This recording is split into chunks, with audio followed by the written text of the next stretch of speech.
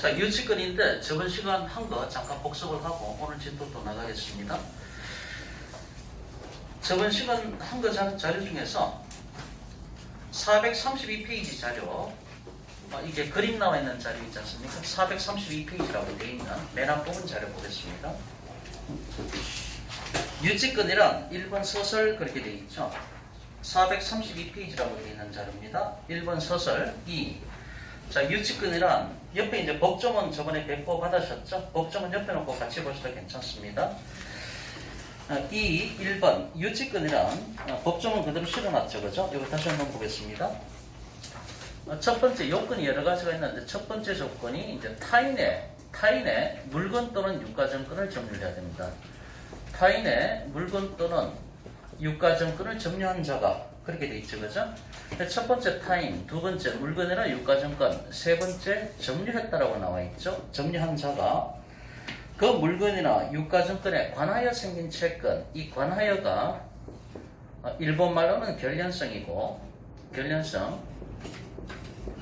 조금 부드럽게 말하면은 이건 연관성이라고 그랬죠. 뭔가 관계가 있어야 될 거 아닙니까? 연관성이라고 말씀을 드렸었죠. 관하여 생긴 채권을 가지는 경우에 그 채권을 변제받을 때까지, 그럼 뭡니까? 변제기는 도래해야 됩니다. 변제기가 도래해야 채권 달라고 권리 행사할 거 아닙니까? 변제기 도래를 해야 되고, 그 물건이나 유가증권을 유치할 수 있는 권리를 의미한다. 여섯 번째, 유치권이 있죠. 유치한다는 얘기가 나있죠. 그죠? 유치할 수 있는 효력. 이렇게 되어 있습니다. 이게 법정은 그대로입니다. 법정은 그대로인데, 이게 민사유치권이고요. 저번 시간에 저희가 상사유치권을 공부했지 않습니까? 상사유치권 같은 경우는 이 관하여라는 단어가 빠져있다는 얘기죠. 그래서 민사유치권하고 상사유치권은 다 똑같다고 보시면 되는데 유일한 차이점이 민사유치권은 결련성이 있어야 되는데 상사유치권은 결련성이 없다는 거죠. 그죠? 저희가 저번에 상법 조문을 봤잖아요. 상법 조문에 보면은 관하여라는 단어가 없지 않습니까? 그렇기 때문에 결련성이 있냐 없냐 그 차이가 되는 거죠. 상사유치권 같은 경우에 결련성이 없으니까 뒤집어서 말하면은 그만큼 상사유치권 성립을 폭넓게 쉽게 인정하려는 입법 취지가 담겨 있는 거죠. 여기서 하나씩 뜯어보면은 타인의 물건이나 유가증권인데 여기서 타인과 관련해서 남의 물건을 갖다가 점유해야 되지 않습니까? 여기서 나오는 게 뭔가 하면은 저번에 말씀드렸듯이 그 건축에 있어서 그 도급에 관한 판례 있지 않습니까? 도급이 있고 수급이 있지 않습니까? 도급이 있고 수급이 있는데 저번에 이제 계약관계를 한번 말씀드렸죠. 지금 도급인이 내가 돈이 없다는 얘기죠. 돈이 없기 때문에 수급인한테 일단 계약서는 썼는데 수급인이 자기의 돈하고 자기가 갖고 있는 재료라든가 자기의 돈, 자기의 재료를 들여갖고 누구 돈입니까? 수급인이 투자한 거죠. 이걸 갖고 건물이 올라갔단 말이죠. 이 상태에서 이게 경매로 나왔단 말이죠. 경매로 나오니까 수급인이 지금 공사 대금도 못 받았잖아요. 자기 돈만 다 들어갔고 자기가 갖고 있는 뭐 시멘트라든가 모래라든가 자갈이라든가 자기가 갖고 있는 재료가 다 투입이 됐다는 얘기죠. 이랬을 때 수급인이 이 목적물을 점유하고 자기가 유치권 주장을 했다는 얘기죠. 그러니까 공사대금 못 받은 거 있으니까 내 돈만 다 들어갔다. 그래서 목적물을 점유하고 유치권을 행사하니까 이걸 갖고 대법원까지 올라갔죠. 그죠? 대법원까지 올라갔을 때 그 쟁점이 된 거는 뭔가 하면은 이제 95% 정도 완공된 이 건물의 소유권자가 누구냐 이렇게 되는 거죠. 만약에 이제 도급인이 A고 수급인이 B라고 한다면은 만약에 이 건물이 미완공된 건물이 A 거라고 한다면은 B가 목적물을 점유했을 때 타인의 물건을 점유한 게 맞잖아요, 그죠? 남의 거를 점유했으니까 맞죠. 유치권 주장도 맞고. 근데 만약에 이 건물이 소유권자가 B라고 한다면은 B는 자기 소유의 건물을 점유한 거기 때문에 유치권 주장을 못하는 거죠. 타인의 물건을 점유한 게 아니라 자기의 물건을 점유한 형국이 되니까요. 근데 이것은 지금 준공검사도 나지 않았고 등기부에 이제 보존 등기도 안 된 상태 아닙니까? 준공검사 자체가 안 났으니까 등기부에 등재될 리가 없는 거죠. 그럼 미등기 건물이죠. 미등기 무허가 건물인데 그럼 신축 건물인데 이 신축 건물의 소유권자가 누구냐라고 봤을 때 대법원 판례는 자기의 노력과 자기의 재료를 투하했을 때 그 사람이 일단 소유권자로 보는 겁니다. 그래서 대법원까지 올라왔는데 대법원에서는 이 건물의 소유권자는 A가 아니라 B 거다 이렇게 얘기를 한 거죠. 그럼 B가 공사대금 못 받았다고 목적물을 점유하고 유치권 주장을 하고 있는데 타인의 물건을 점유해야 되는데 B의 입장에서는 대부분에서 이거 B 거다, 네 거다라고 했으니까 나의 소유권을, 나의 목적물을 점유한 게 돼버리잖아요. 타인 소유가 아니라 자기 소유가 되는 거죠. 따라서 이 사람은 유치권 깨졌습니다. 이 상태에서 이 판례는 뭐 워낙 유명한 판례니까 말씀을 드렸고요. 그 다음에 이제 물건이죠. 물건이니까 물건이라는 개념 속에는 동산, 부동산 다 들어갑니다. 이 물건 개념 속에는 동산, 부동산 다 들어가는 거고 목적물을 점유해야 되죠. 이 목적물을 점유를 해야 되는데 이게는 직접 점유도 되고 간접 점유도 가능합니다. 직접 점유하든 간접 점유하든 가능합니다. 직접 점유라는 것은 내가 들어가 사는 거죠. 그죠? 내가 들어가 사는 게 직접 점유가 되는 거고 간접 점유라는 얘기는 제3자를 통해서 점유를 하는 거. 그 제3자한테 돈 주고 네가 이게 좀 뭐 살아라, 관리해라 이렇게 할 수도 있는 거죠. 그러면 나는 간접 점유자가 되고 그 제3자가 바로 직접 점유자가 되는 거죠. 어쨌든 직접 점유 형태로 가든 간접 점유 형태로 가든 목적물을 점유를 해야 되고 이 관하이라는 얘기가 일본말로는 결연성인데 좀 풀어서 말하면 어떤 연관관계가 있어야 된다는 얘기죠. 그 목적물하고 밀접한 관련성이 있어야 된다. 이거 말씀드렸고 나중에 판례가 나오지만은 상가 같은 경우에 상가 인테리어 시설 있지 않습니까? 이거 맨날 나오는 얘기잖아요. 상가 인테리어 시설 같은 경우는 계약기간이 종료가 됐을 때 이 상가 인테리어 시설은 대부분 판례가 이건 유익비로 보지 않았습니다. 필요비나 유익비가 발생하면은 그건 비용상환 청구권이 되는 거고 비용상환 청구권에 기초해서 유치권 주장을 할 수가 있죠. 그런데 인테리어 비용은 유익비가 아니라고 봤습니다. 유익비가 아니라고 봤기 때문에 상가 인테리어 비용 이런 거 뭐 커피숍 차림 막 1억씩 들어가고 그렇게 하잖아요.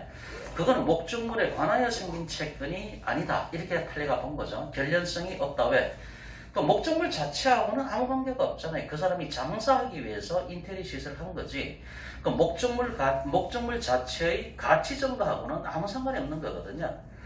여기다가 저번에 말씀드릴 때 원상복구 특약 말씀드렸잖아요. 이 원상복구 특약이 뭐 저희들 뭐 중개사분들 다 계약서 많이 쓰시지만은 원상복구 특약은 그 민법상 계약이라든가 아니면 뭐 상가 계약이라든가 전부 다 주택임대차 계약이라든가 뭐 주택임대차나 상가임대차 다 마찬가지죠. 원상복구 특약이 특약사항에 거의 다 들어갑니다. 그 원상복구 특약이 들어간다라고 한다면 역시 마찬가지로 이 유익비를 포기하겠다는 얘기하고 똑같습니다. 그러니까 필요비, 유익비 전부 다 내가 투자한 비용을 다 포기하고 원상복구한다는 얘기이기 때문에 원상복구 특약이 들어가는 순간 나는 유익비 상환 청구권을 포기하겠다는 얘기하고 똑같은 얘기고 계약기간이 만료가 됐을 때 내가 유익비 투자한 거를 못 받았다. 그게 기초해서 유치권 주장을 못한다는 얘기죠. 유익비 상환 청구권을 포기한다는 얘기하고 똑같은 얘기입니다. 이 얘기는. 특히 상가 같은 경우에 원상복구 특약을 건물주가 많이 요구하죠. 그러면 이제 중개거래 하실 때 계약서 특약사항에 이 원상복구 특약이 들어갔을 때는 임차인을 앉혀놓고 설명을 하셔야 되죠. 이 원상복구 특약이 들어갔는데 원상복구 특약이 들어가면은 당신이 이제 상업을 하는데 여기에다 인테리어라든가 기타 등등 여러 가지 시설 설치한다라고 했을 때 계약 기간이 만료가 됐을 때 그걸 다 뜯어서 가라는 얘기잖아요. 원래 상태로 복구시키라는 얘기잖아요. 그럼 그 인테리어 비용이라든가 그런 부분들에 대해서 유익비 주장을 못하니까 유익비에 기초한 유치권 주장도 못한다. 결과적으로 원상복구 특약이 들어가면은 유치권 포기 특약하고 똑같다는 얘기죠. 그죠? 그래서 여기서 여기까지는 법조문에 있는 얘기고 판례가 인정한 게 저번 시간에 얘기할 때 그 얘기가 들어갔었죠. 유치권 배제 특약.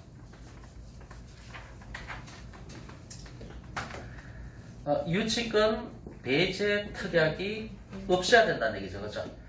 실질적으로 유치권 포기 특약하는 경우가 많거든요. 은행에 가서 돈 빌리고 할 때 은행에서 내미는 게 당신 유치권 포기할 거냐 나중에 문제가 생겼을 때 그래서 은행에서 많이 내밀어요. 유치권 포기 특약을 해라.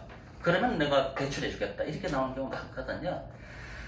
예를 들어서 공사하시는 분들은 공사 대금이 필요한데 이거죠. 공사 대금이 필요한데 나중에 문제가 생겼을 때 그 공사를 하신 분은 한 95% 정도 완공된 그러니까 미완성의 건물이죠. 그 목적물을 점유하고 유치권을 주장하면서 공사 대금을 내놔라 이렇게 해야 되는 거거든요. 그런데 이제 공사가 한참 올라가는 도중에 돈이 모자라면 은행 가서 대출을 받아야 되는데 은행에서는 자기가 정권을 행사하려고 유치권 포기 특약 하시라고 이렇게 나온다고요. 그럼 그거 안 써주면 뭐 대출 안 해주는데요. 그렇게 되다 보니까 유치권 포기 특약을 많이 하시죠. 근데 그렇게 되면 나중에 문제가 생겼을 때 유치권 주장을 못한다. 이렇게 되는 거죠. 이제 강행법규하고 임의법규가 있는데요. 강행법규가 있고 임의법규가 있죠. 이 강행법규는 법으로 강제해놨기 때문에 이거는 사적 자치의 원리가 적용되지가 않습니다. 강행법규라는 거는. 임의법규라는 얘기는 사적 자치가 허용이 되죠. 그죠? 이게 사적 자치가 허용이 됩니다. 근데 강행법규는 법으로 강제를 해놨기 때문에 사적 자치가 허용되지 않습니다. 그러면 유치권 이 조문, 법에 나와 있는 유치권 조문은 임의법규입니까? 강행법규입니까? 유치권 배제 특약이 있어서는 안 된다는 얘기는 뒤집어서 말하면은 유치권 포기 특약이 가능하다는 얘기잖아요. 유치권 포기 특약이 가능하다는 얘기는 이 법률은 강행법규가 아니라 임의법규라는 얘기죠. 나중에 공부하게 될 그 법정지상권 있지 않습니까? 민법 366조에 나오는 법정지상권 같은 경우는 강행법규입니다. 강행법규. 강행법규이기 때문에 이거는 사적 자치가 허용되지 않습니다. 법으로 강제해놨으니까. 그런데 유치권 같은 경우는 강행법규가 아니라 임의법규이기 때문에 사적 자치가 허용되고 사적 자치가 허용되는 거니까 유치권 포기 특약도 할 수가 있는 거고. 그런데 유치권이 성립되려면 유치권 포기 특약은 없어야만이 이 논리가 성립되잖아요. 그래서 대부분 판례가 여기에다가 추가적으로 유치권 배제 특약, 유치권 포기 특약은 없어야 된다.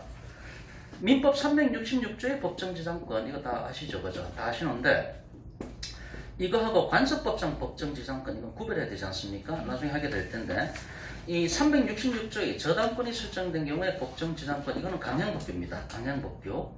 근데 관습법상 법정지상권이라는 것은 판례가 인정을 한 거거든요. 강행법규가 아니고요. 판례가 인정을 한 겁니다. 판례가 인정을 했기 때문에 법정지상권의 성립 요건이 세 가지인데 관법지는 네 가지로서 네 번째 추가된 게 뭡니까? 역시 법정지상권 포기 배제 특약이 없어야 된다는 거죠. 예. 자, 나중에 이제 설명을 할 거고요. 어쨌든 유치권 배제 특약이 없어야 된다는 거는 뒤집어서 말하면은 유치권 배제 특약이 가능하니까 이 조건을 내걸었잖아요. 유치권 배제 특약이 가능하다는 얘기는 이 유치권에 관한 법조문은 강행법규가 아니라 임의법규에 들어간다는 거죠. 그 다음에 이제 변제기가 도래를 해야 되는 거고 이거 말씀을 드렸고요. 그럼 유치할 수 있다라고 해서 이제 유치할 수 있는 효력이 뭔가 하면은 내가 낙찰자한테 경매 넘어갔을 때 낙찰자한테 적극적으로 네가 내 돈을 대신 갚아라 이렇게 할 권리가 아니라 그 사람이 네 나가라고 했을 때 나는 돈 줄 때까지 못 나간다라고 하는 어떤 거절권, 항변권에 불과하다는 거죠. 이것이 이제 유치할 수 있는 권리가 되는 거고 저번에 말씀드릴 때 이제 경매가 들어왔을 때 경매 개시등기가 되지 않습니까? 경매 개시등기가 되면은 압류 효력이 발생을 하고 이 상태에서 만약에 기본적인 조건은 뭡니까? 목적물을 점유를 해야 되고 변제기가 도래를 해야 되는데 이 두 가지가 목적물을 점유하고 변제기 도래하고 목적물 점유하고 이 두 가지가 만약에 경매 등기 들어오기 전에 목적물을 점유하고 변제기가 다 도래했다. 이러면 아무 문제가 없습니다. 근데 만약에 이 두 가지 조건이 점유를 여기서 했는데 변제기가 나중에 도래했다. 또는 변제기는 도래했는데 목적물의 점유를 나중에 했다. 그럼 이렇게 해도 유치권 성립하고 이렇게 해도 유치권 성립합니다. 이것도 유치권 성립하고 유치권 성립합니다. 대신에 이렇게 나중에 성립된 경우에는 낙찰자한테 대항할 수가 없다는 거죠. 그래서 이걸 잘 기억해야 됩니다. 여기는 낙찰자한테 대항할 수가 있고요. 그러니까 이렇게 세트가 돼도 유치권 자체는 성립한다는 겁니다. 성립하는데 대신에 낙찰자한테는 대항할 수 없다. 이렇게 판례가 나온 거죠. 그죠? 이거 알고 계셔야 됩니다. 이거는 이제 목요특강 할 때 세 번에 한 번은 꼭 이 레파토리를 말씀을 하시거든요. 그래서 유치권은 성립한다. 유치권은 성립하는데 이렇게 된 형태라도 대신에 낙찰자한테는 대항할 수가 없다. 이렇게 논리를 표시해야 되는 겁니다. 자, 교재를 지난 시간 복습한 거 잠깐 봤고요. 자, 프린트볼 다시 한번 보겠습니다. 대표님 자리 있으십니까? 예. 다 하시는데 들어오셨어요? 다 하시잖아요. 자, 빠른 속도로 복습하겠습니다. 점심시간. 자, 432페이지 돼 있는 프린트물. 자, 유치권 1번 2. 유치권이란 타인의 물건 또는 유가증권을 점유한 자가 그 물건이나 유가증권에 관하여 생긴 채권을 가지는 경우에 그 채권을 변제받을 때까지 그 물건이나 유가증권을 유치할 수 있는 권리를 말한다. 동그라미 2번.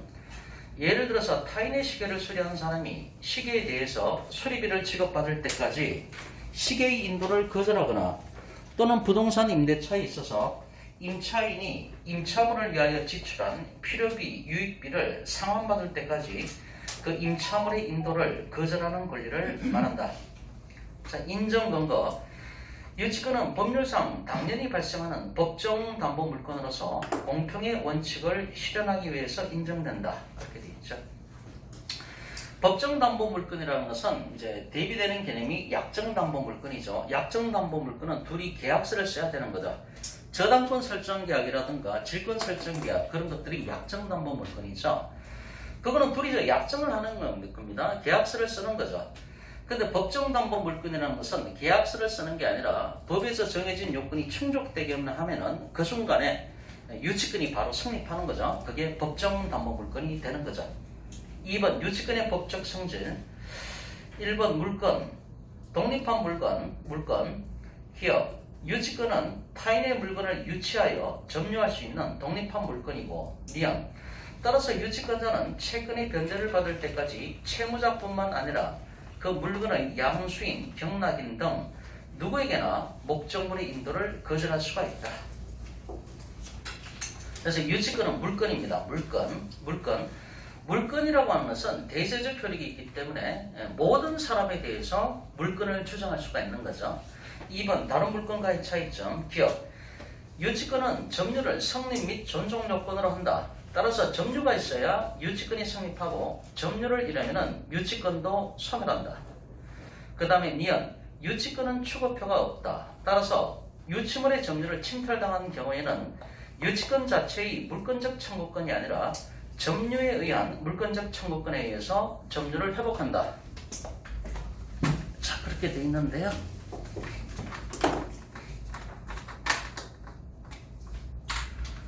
벤츠가 있는데 벤츠가 A 소유입니다. 이걸 B라는 친구한테 빌려줬다는 얘기죠. 잠시 사라고 빌려줬습니다. 빌려줬는데 벤츠가 고장나가지고 C라는 수리업자한테 벤츠 수리를 맡겼다는 얘기죠. 자, C가 이제 벤츠 수리를 했습니다. 근데 이제 일주일 뒤에 오라고 했는데 일주일 뒤에 왔는데 벤츠 수리비가 2천만원 나왔습니다. 2천만원 주지 않고 벤츠를 가져가려고 한다는 얘기죠. 이랬을 때 어떻게 할 건가? 그 다음에 원래 A가 소유권자잖아요. 소유권자가 직접 C한테 와가지고 벤츠 내놔 이렇게 됐을 때 어떻게 될 건가 이런 말입니다. 소유권자가 직접 와서 그거 원래 내 거다 내놔라 나 타고 다녀야 된다 이렇게 할 수가 있겠죠. 그리고 이 사람은 자기가 보장을 했으니까 수리비를 내고 가야 되는데 수리비 안 내고 나중에 줄 테니까 일단 벤츠를 좀 달라 이렇게 할 수도 있잖아요. 그죠? 이렇게 됐을 때 어떻게 될 건가 이런 문제죠. 그럼 이 사람은 벤츠 수리비에 대해서 그 수리비 채권에 대해서 유치권 주장을 하는 거죠. 목적물을 점유하고 있으면서 유치권 주장을 합니다. 그럼 유치권은 금방 읽었듯이 기억에서 봤듯이 이건 물건이거든요. 물건이라는 얘기는 이 세상 모든 사람에 대해서 주장할 수가 있는 거죠. 그럼 벤츠가 B가 와가지고 친구 B가 와가지고 수리비도 안 주고 일단 좀 달라고 했을 때 유치권 주장이 가능하죠. 뭔 소리 하냐? 나는 유치권 행사하고 있다. 그 다음에 벤츠 직접 주인이 직접 찾아갔어요? 그래도 난 거부할 수가 있는 거죠. 뭔 소리냐? 나는 유치권을 갖고 있고 유치권은 물건이고 물건은 대세효다. 대세효가 있기 때문에 이 세상 모든 사람에 대해서 나는 유치권 주장할 수가 있다. 유치권 주장할 때 그 유치적 효력이라는 게 달러로 갔을 때 거절할 수 있는 권리잖아요. 돈 줄 때까지 나는 못 주겠다. 이게 유치권이 되는 거죠. 그래서 유치할 수 있는 권리가 되는 거죠. 유치의 개념이 그 개념이죠. 유치라는 개념이 그 개념인 거죠. 돈 줄 때까지 나는 못 주겠다라고 항변할 수 있는 거. 이게 유치할 수 있는 권리가 되는 거죠. 그럼 여기서 이제 수리비 채권이 발생을 했는데 이 수리비 채권이 발생했는데 수리비 채권은 누구한테 주장할 수가 있는 겁니까? 이거는 물건이고 이거는 채권이잖아요. 그죠? 채권은 그 채권 계약의 직접 상대방에 대해서만 채권을 주장할 수가 있는 거죠. 그럼 C라는 사람은 누구한테 수리비 달라고 할 수 있습니까? B한테만 할 수가 있는 거잖아요. B가 수리를 맡겼잖아요. 수리비 채권 채무는 B하고 C 사이에 성립된 거지 A하고는 아무 관계가 없습니다. 그러면은 C라는 사람은 B를 상대로 유치권 주장할 수가 있고 B를 상대로 수리비 채권 주장할 수가 있고 물권 채권 다 주장할 수가 있는 거죠. 근데 A한테는 유치권만 주장할 수 있을 뿐이지 A한테 수립이 달라 이런 얘기를 못 하는 거죠. 수립이 채권 채무 계약은 여기서 성립된 거거든요. 채권 계약이라는 것은 그 계약의 직접 상대방 당사자 사이에서 벌어나는 일이기 때문에 얘는 제3자가 되는 거죠. 그 경우에는. 그래서 결론적으로 C는 유치권은 얘한테 다 주장할 수가 있고, 이제 수립이 채권은 이제 수리를 맡긴 B한테만 주장할 수 있지 A한테는 주장할 수가 없다. 이렇게 되는 거죠. 기억에 나오는 얘기가 그 얘기고요. 그 다음에 두 번째 나오는 얘기가 뭔가 하면은 정선에 저희가 프린트물 보면서 말씀을 드렸는데 민법 213조하고 214조 얘기를 좀 해야 되고요. 그 다음에 민법 점유권에 관한 조문이 204조하고 205조입니까? 좀 이따 법조문 볼 텐데 좀 이따 확인하고요. 일단 민법, 저 법조문 바로 볼게요. 저번 시간에 했던 거. 저 법조문 이제 맨 앞에 민사유치권 되어 있는 프린트물 있지 않습니까? 저번 시간에 저희가 봤었습니다. 민사유치권 되어 있는 프린트물. 민사유치권이라고 되어 있는 그 프린트물을 보면은 민법 204조가 나오죠. 민법 204조. 민법 204조가 있고 민법 205조가 있고요. 그 다음에 민법 206조가 있죠. 206조까지 이렇게 세 가지 조문입니다. 이건 점유권에 관한 조문인데 이게 점유권에 관한 조문이죠. 점유권. 그리고 민법 213조, 214조는 이건 소유권에 관련된 조문입니다. 반환 청구권.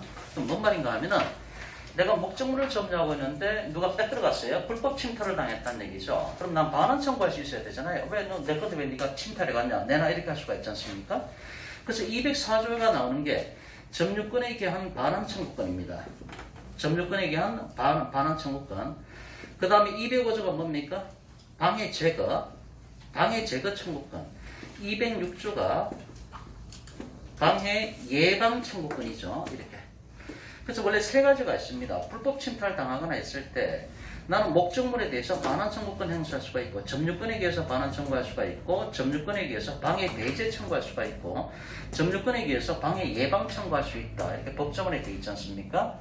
그래서 민법 204조, 205조, 206조가 그런 조문들입니다. 그럼 204조를 보면은 204조 1항 점유자가 점유의 침탈을 당할 때에는 그 물건의 반환 및 손해배상을 청구할 수가 있고, 205조는 1항에 보면은 점유자가 점유의 방해를 받은 때에는 방해재금 및 손해배상 청구할 수가 있고, 206조를 보면은 점유자가 점유의 방해를 받을 염려가 있는 때에는 방해 예방을 청구할 수 있다.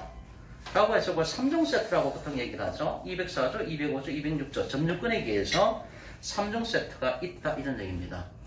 그런데 그 밑에 213조하고 214조를 보면 똑같은 얘기가 나와 있습니다. 근데 법적 근거가 이거는 점유권인데 이거는 소유권이죠. 소유권에 의해서 반환 청구할 수가 있고, 그 다음에 방해 제거, 방해 예방 청구권 이 세 가지가 똑같이 들어가 있습니다. 소유권에는. 그럼 밑에 206조 나왔고 213조를 보면요. 소유물 반환 청구권 돼 있죠. 그죠? 그 다음에 214조를 보면은 소유물 방해 제거 예방 청구권이 같이 들어가 있는 거죠. 그죠? 그래서 제가 말씀드리고 싶은 것은 내가 물건을 갖고 있는데 저도 오토바이를 맨날 타고 다니고 했지만 오토바이 탄 지가 한 30년 됐습니다. 그래서 다들 그 얘기 하시죠. 이제 왜 위험한 걸 그렇게 타고 다니냐고. 중간에 사고 나서 한번 실려간 적도 있습니다. 앰뷸런스에 실려간 거는 그때가 처음 경험인데, 이게 담배 피시는 분들 담배 잘 못 끊으시잖아요. 예, 똑같습니다. 한번 막 들이면은 뭐 어차피 뭐 얼마 더 살겠냐. 한번 막 들이면은 근데 제가 이 얘기하려고 그랬죠. 제가 오토바이가 있는데 누가 오토바이 훔쳐갔다는 얘기예요. 그럼 제 소유권이 침탈당했잖아요. 그럼 제가 어떤 권리를 행사합니까? 그 녀석을 보고 소유권에 의해서 반환 청구 행사할 수가 있는 거 아닙니까? 그렇죠? 네, 그런 얘기들입니다. 이제 이 레파토리가 소유권에 의해서 내놔 이 소유권이 이쪽이죠. 소유권에 의해서 반환 청구권 행사할 수가 있다. 이제 그런 레파토리입니다. 근데 제가 목적물을 이렇게 점유하고 있는데 이게 내 거라고 내가 목적물을 점유하고 있는데 누가 빼들어갔어요. 그럼 난 뭡니까? 점유권이 침탈당한 거니까 점유권에 의해서 반환 청구라든가 이러이러한 권리를 행사할 수가 있다. 이런 얘기입니다. 이런 얘기인데 결론적으로 말씀드리면 그럼 유치권은 어떻게 되냐 이 얘기죠.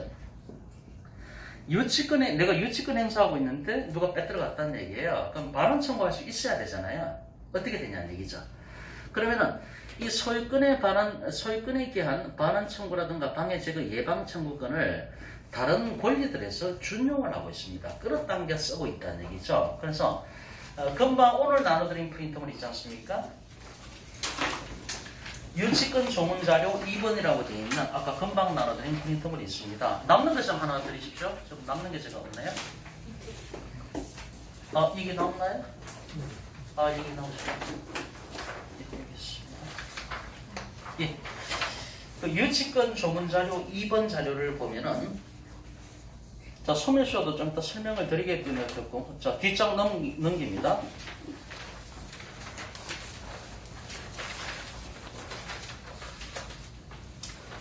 4페이지를 봅니다. 4페이지. 4페이지. 예. 4페이지에 보면은 밑에 보시면은 제5장 지역권이라고 되어 있죠. 그죠? 301조 준용 규정을 보면은 214조의 규정은 지역권에 준용한다라고 되어 있죠. 그럼 214조는 이겁니다. 방해 제거 예방입니다. 213조가 소유권에 기한 반환 청구권이고 214조는 소유권에 기한 방해 제거나 예방 청구권입니다. 그런데 지역권 같은 경우는 214조를 준용한다라고 되어 있죠. 끌어당겨 쓴다는 얘기죠. 지역권이라는 얘기는 내가 통행할 수 있는 권리잖아요. 내가 그냥 지나갈 수 있는 권리예요. 지역권이라는 게. 근데 그게 이제 불법 침투를 당했다? 그럼 지역권을 갖고 있는 지역권자 입장에서는 뭘 할 수 있습니까? 소유권에 기해서, 그러니까 소유권을 끌어당겨 쓰는 거니까 결과적으로는 지역권이죠. 지역권에 기해서 준용하는 거니까요. 지역권에 기해서 방해 제거나 방해 예방을 청구할 수 있다. 이렇게 되는 거죠. 근데 반환 청구권은 없죠. 그럼 지역권에 대해서는 지역권에 불법 침투를 당했을 때 지역권에 관해서는 213조를 준용한다는 얘기는 없죠. 214조는 준용을 합니다. 그런데 213조는 반환 청구권인데 반환 청구권을 준용하는 규정은 지역권에는 없죠. 왜 그런가 하면은 지역권은 내가 목적물을 점유하고 있는 게 아닙니다. 그냥 통행할 수 있는 권리가 지역권이거든요. 내가 목적물을 점유하고 있어야 침탈당했을 때 반환 청구권 행사, 내가 점유가 뺏겼으니까 반환 청구권 행사할 수 있는 거거든요. 근데 지역권은 그렇게 목적물을 내가 점유하고 있는 상태가 아니라 통행할 수 있는 권리에 불과하기 때문에 반환 청구권에 관한 부분을 준용하지 않습니다. 그래서 214조만 준용하고 있는 거죠. 그 밑에 6장에 전세권이 나와 있죠. 319조. 근데 전세권 같은 경우는 준용하고 있는데 뭘 준용합니까? 213조하고 214조 전부 준용을 하고 있죠. 그죠? 그러니까 반환 청구권도 준용을 하고 있고 제거 예방도 준용을 하고 있는 거죠. 전세권이라는 것은 그 목적물에 내가 전세에 들어가서 내가 사용 수익하고 있는 상태지 않습니까? 근데 내가 그 불법 침탈을 당했다. 그러면은 소유권에 기한 반환이나 제거 예방 청구권을 전세권에서 준용하고 있으니까 결과적으로 나는 전세권에 기해서 반환 청구할 수가 있는 거고 전세권에 기해서 제거 예방을 청구할 수가 있는 겁니다. 그 얘기를 하는 겁니다. 밑에 9장 저당권을 보세요. 저당권을 보면 370조에도 준용 규정이 있는데 214조를 준용을 한다. 그러면 214조가 제거 예방 청구권만 얘기하는 거잖아요. 요거를 저당권에서 저당권이 침탈당했을 때 방해 제거나 예방을 청구할 수가 있는 거죠. 근데 저당권에서도 213조는 준용 규정이 없죠. 왜? 저당권이라는 것은 내가 목적물을 점유하고 있는 게 아니지 않습니까? 은행에서 돈 빌려주면 은행이 저당권자가 되는데 저당권자가 그 사람 아파트 은행 직원들 보내갖고 목적물을 점유하고 있습니까? 그게 아니잖아요. 목적물을 점유하고 있는 게 아니니까 불법 침투를 당했다 하더라도 반환 청구권 행사는 앞뒤가 안 맞는 거예요. 그래서 준용 규정도 없는 겁니다. 그럼 자 이제 다 됐는데 이렇게 준용 규정을 두고 있다는 얘기입니다. 그럼 유치권을 내가 행사하고 있는데 목적물을 점유하고 있는데 이게 불법 침투를 당했다. 그럼 유치권이 불법 침탈을 당했을 때 소유권에 기한 반환 청구권이라든가 제거 예방 청구권을 준용하는 규정이 유치권에는 눈 닫고 찾아봐도 없다는 얘기입니다. 그래서 유치권에는 불법 침탈을 당했을 때 소유권에 기한 반환 청구권, 방해 제거 예방 청구권을 준용한다는 규정이 전혀 없는 겁니다. 왜?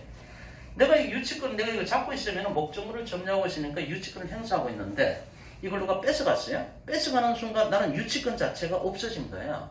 유치권이라는 얘기는 목적물의 점유를 본질로 하고 있기 때문에 반드시 목적물을 점유하고 있어야 됩니다. 그러니까 불법 침탈을 하는 순간 점유가 날아갔잖아요. 유치권의 본질이라고 할 수 있는 점유가 없는 상태니까 그 순간에 나는 유치권이 없는 거예요.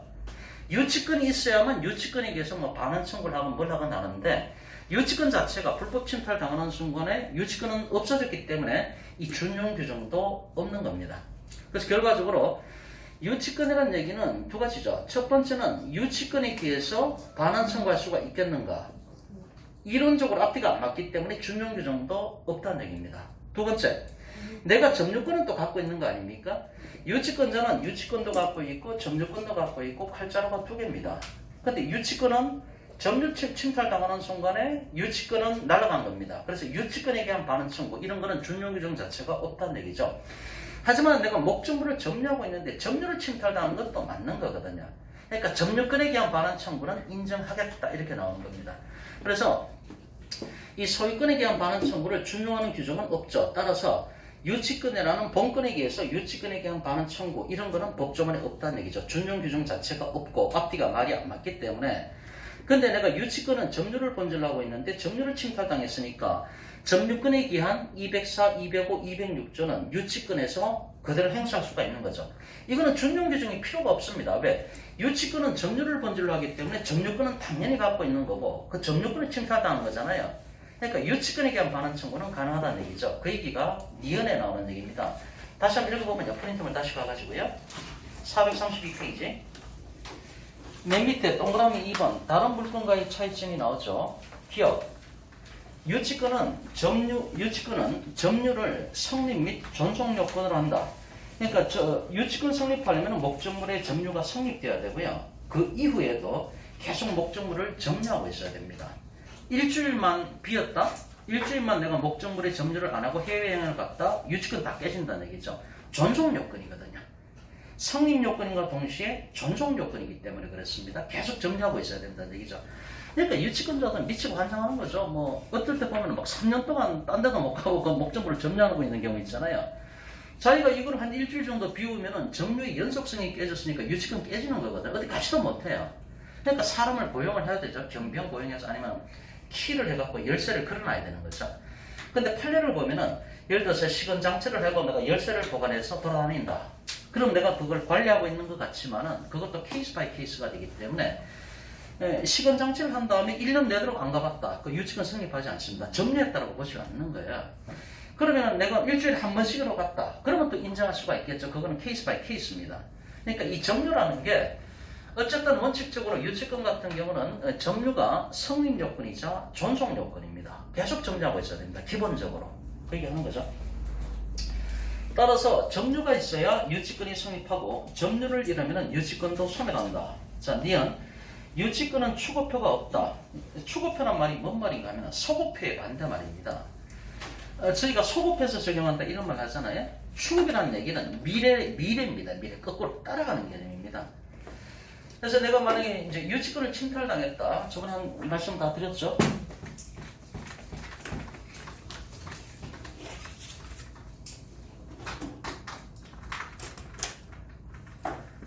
유치권은 등기한다 안 한다? 저번에 말씀드렸잖아요.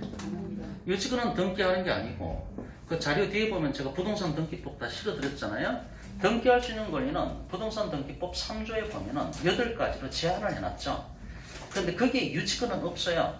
유치권은 등기할 방법이 없는 겁니다. 등기할 방법이. 그럼 유치권은 등기하는 게 아니니까 이게 경매 넘어갔을 때 우선 변제권이 있다 없다? 우선 변제권이 없다는 겁니다. 우선 변제권 개념은 뭔가 하면은 나보다 늦은 놈보다는 나보다 후순위보다는 내가 우선해서 변제받는다. 이게 우선 변제권이거든요. 나보다 못난 놈들. 나보다 나중에 등기한 놈들보다는 내가 먼저 등기했으니까 내 후순위보다는 내가 우선해서 변제받는다. 이게 우선 변제권입니다. 그럼 우선 변제권이 있다는 얘기는 뭔 말하고 똑같습니까? 경매 넘어갔을 때 배당 요구할 수 있다는 개념하고 똑같은 겁니다. 우선 변제권이라는 얘기는 배당 요구할 수 있냐 없냐 이거와 관련된 거죠. 우선 변제권이 있으면 배당 요구할 수가 있고 우선 변제권이 없으면 배당 요구는 못하는 겁니다. 이렇게 이제 논리가 전개가 되는 거죠. 근데 이 유치권이라는 건 등기할 수 없으니까 우선 변제권이 없죠. 근데 우선 변제권이 있어야 물상 대위성이 있고 물상 대위성이 있어야 추구표가 있는 겁니다. 추구표. 그래서 이제 암기할 때 저희가 옛날에 우물추 이렇게 많이 암기하거든요. 담보물권의 특성이죠. 담보물건의 특성 중에 하나가 우선 변제권이 있으면 물상대위성이 있고 물상대위성이 있으면 추구표가 있다. 이렇게 얘기를 하는 거죠. 이때 추구표라는 얘기는 소구표하고 정반대되는 개념입니다. 미래지향적인 개념이 추구표죠. 예를 들어서 이 물건이 전전유통돼서 제3자한테 넘어갔다. 내가 그 제3자를 상대로 권리를 행사할 수 있는 거, 따라갈 수 있는 거. 그게 추구표입니다. 추구표. 그래서 유치권은 추구표가 없다는 말은 이 우선변제권이 없으니까 등기를 안 하니까 우선변제권이 없고 우선변제권이 없으니까 물상대위성도 없고 물상대위성이 없으니까 추구표도 없다 이런 얘기죠. 따라서 유치물의 점유를 침탈당한 경우에 자 여기 중요한 얘기 나옵니다. 유치물의 점유를 침탈당한 경우에 유치권 자체의 물권적 청구권이 아니라 아까 다른 권리들에서는 소유권에 대한 반환 청구권을 준용한다는 규정을 걷지 않습니까? 근데 유치권에는 그런 법조문 자체가 없다고 아까 말씀을 드렸고요. 그래서 유치권이라는 본권에 대한 반환 청구권은 나올 수가 없다는 얘기죠. 준용 규정 자체가 없으니까. 그렇기 때문에 유치권 자체의 물권적 청구권은 안 되고 점유권을 갖고 있고 점유권을 또 침탈당한 거니까 점유권에 기해서 물권적 청구권은 행사 가능하다. 가로 안에 점유물 반환 청구권에 의해서 점유를 회복한다. 그래서 중요한 얘기가 정리해 보면은 이 한 줄 얘기하려고 지금까지 떠들었습니다. 이 한 줄. 자, 내가 유치권을 갖고 있는데 유치권을 침탈당했다. 나는 유치권에 대한 반환 청구는 안 된다. 왜냐하면 다른 권리들에서는 소유권에 대한 반환 청구권을 끌어당겨 쓰고 있잖아요. 아까 법조문에 보셨잖아요. 준용 규정이 있는데 유치권에는 끌어당겨 쓴다는 법조문 자체가 눈 닦고 찾아봐도 없습니다. 그리고 유치권을 침탈당했을 때 이미 유치권은 날아간 거니까 이미 없는 유치권에 의해서 반환 청구권 행사한다. 이게 앞뒤가 안 맞는다는 얘기입니다. 그렇기 때문에 소유권에 대한 반환 청구권을 준용하지 않는 거죠. 소유권이라는 얘기는 영구 무한이잖아요. 소유권을 침탈당했다고 해서 내가 아까 오토바이를 내가 분실했는데 절도범이 제 오토바이를 갖고 갔습니다. 그럼 제가 소유권이 없는 겁니까? 그게 아니잖아요. 이 소유권은 항구 무한성이죠. 영속성이 있는 겁니다. 영원히 내 건 거죠. 그게 뭐 아프리카에 가 있어도 제 오토바이가 그건 내 거는 거다 내 거. 제가 옛날에 이제 뭐 석사과정 밟을 때 대학원 과정 밟을 때 거기 오토바이를 그때 새로 오토바이를 사가지고 제가 이렇게 그 대도관이라고 있어요. 대학원 도서관 앞에 이렇게 파킹을 해놨습니다. 그 비가 좀 올 것 같아가지고 카바 있잖아요. 그것도 새로 산 거니까 얼마나 애지중지했겠습니까. 카바를 씌워놨죠. 그 집에 가서 자고 아침에 도서관을 가보니까 이 카바가 벗겨져 있는 거예요. 카바가. 이상하다. 왜 카바를 갖고 갔지? 가만 생각해보니까 오토바이는 락을 걸어놨으니까 아마 못 갖고 간 것 같고 일단 카바도 새 거였거든요. 카바도 몇만 원 하는 거 그걸 벗겨간 거야. 감이 좀 오는 거예요. 촉이 이상하다. 이게 왜 이러지? 해가지고 오토바이를 끌고 뒤로 돌아가서 창고 뒤쪽 한적한 곳에 제가 파킹을 해놨거든요. 그리고 공부하고 집에 갔다가 그 다음날 아침에 또 도서관으로 왔죠. 걱정되는 게 뭡니까? 오토바이부터 가야 되잖아요. 돌아가서 창고 쪽을 봤죠. 없는 거야. 하루 사이에. 그러니까 그놈이 학교 와가지고 뭐 물건도 많은데 이것저것 보는데 삐까뻔쩍한 게 하나 있으니까. 그 첫날에는 카바를 벗겨가고 그 다음날에는 이제 오토바이 자체로 락을 걸어놨는데 제가 알기로는요, 걔네들 훔쳐가는 애들은 락 그 키 걸어봐야 금방 풀잖아요. 예전에 TV 나오는 거 보면은 자동차 같은 경우에도 그 잠궈놔봐야 금방 풀잖아요, 걔네들. 방법이 없어요. 걔네들이 갖고 가겠다고 마음을 먹으면 방법이 없습니다. 그로부터 한 10일 정도 지났죠? 뉴스에 보니까 필리핀에서 우리나라 오토바이가 이제 다 훔쳐가는 오토바이 팔아놓은 것들이 나오더라고요. 그 쭉 필리핀에 이렇게 나오는데 안만 받아서 제 오토바이한테 그 필리핀으로 이제 수출된 거죠. 말하자면은 필리핀으로 수출되는데 그 필리핀에 가 있다고 해서 그게 걔네들 겁니까? 제 거잖아요. 소유권은 영구 무한성이 있으니까 소유권을 침탈당했다 하더라도 어떤 경우에도 난 소유권에 대해서 반환 청구할 수가 있는데 유치권에 대한 반환 청구는 앞뒤가 말이 안 된다는 얘기죠. 유치권을 침탈당하는 순간 점유를 뺏긴 거기 때문에 유치권은 점유를 본질로 하는 거니까 유치권 자체가 소멸된 거예요. 없는 유치권에 의해서 반환 청구권 행사한다? 이게 말이 안 맞는다는 얘기입니다. 그래서 소유권에 대한 반환 청구권에 대해서 준용하는 규정도 유치권에는 전혀 없다는 얘기죠. 하지만 유치권은 점유를 본질로 하기 때문에 점유권을 갖고 있는 거고 점유권을 침탈당하는 것도 맞죠, 그죠? 그거에 대해서는 점유권에 의한 아까 거기 법정은 나왔었잖아요. 213조, 14조, 15조입니까? 204조입니까? 204조 쪽이네요. 204조, 205조의 기초에서 점유권에 의한 반환 청구는 가능하다는 겁니다. 정리, 마지막 한 줄 정리. 유치권을 침탈당했을 때 유치권에 의한 반환 청구권은 행사할 수가 없고 점유권을 침탈당한 것은 맞기 때문에 점유권에 의한 반환 청구권 행사는 가능하다.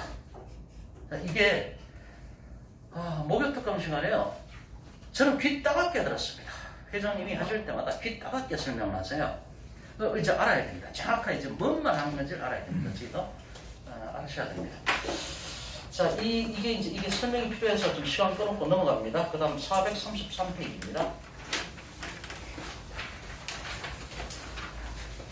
433페이지를 보면은 양가로 이번에 담보물건이라고 되어 있고요. 433페이지입니다.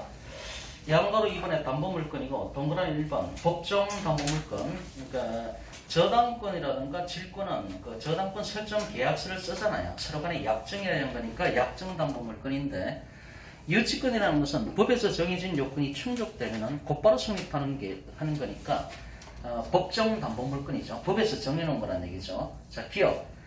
유치권은 법률상 당연히 발생하는 법정 담보물건이기 때문에 담보물건의 공통된 특성인 부종성, 수반성, 불가분성을 갖는다. 특히 부종성은 매우 엄격하다 이런 얘기입니다. 여기서 부종성이라는 얘기는 내가 돈을 갚으면은 유치권은 바로 소멸한다 그 얘기하는 겁니다. 그냥 예를 들어서 저당권 같은 경우도 부종성이 있죠. 저당권의 피담보 채권을 내가 갚았다. 내가 갚으면 그 순간에 저당권은 소멸한 겁니다. 등기부에 저당권을 말소하지 않고 그대로 남아있다 하더라도 저당권은 소멸된 겁니다. 부정성 때문에. 내가 돈을 갚았기 때문에 그 순간에 권리는 상실되는 거죠. 그 얘기입니다. 유치권도 마찬가지고요. 니은. 이건 저번에 제가 설명을 드렸죠. 지금 시간 너무 길어지고 있기 때문에 생략합니다. 다 설명드렸습니다. 동그라미 2번. 다른 담보물건과의 차이점. 별채권까지도 저번 시간 다 설명드렸습니다. 동그라미 2번에 다른 담보물건과의 차이점 첫 번째 줄에 유치권은 유치적 권능만을 가질 뿐 우선 변제의 효력은 없다. 우선 변제의 효력이 없는 이유는 등기하는 게 아니니까 순위를 못 매긴다는 얘기죠.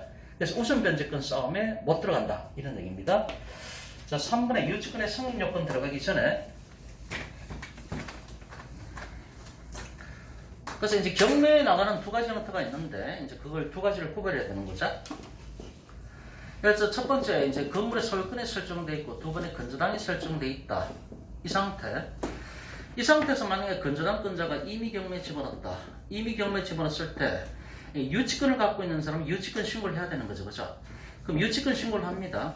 유치권 신고했을 때 이 유치권 신고는 실질적 심사주의가 아니라 형식적 심사주의이기 때문에 그 경매법원의 공무원들은 유치권 신고가 들어오면 무조건 오케이 받아가지고 전산 처리해서 올려야 된다고 말씀을 드렸죠.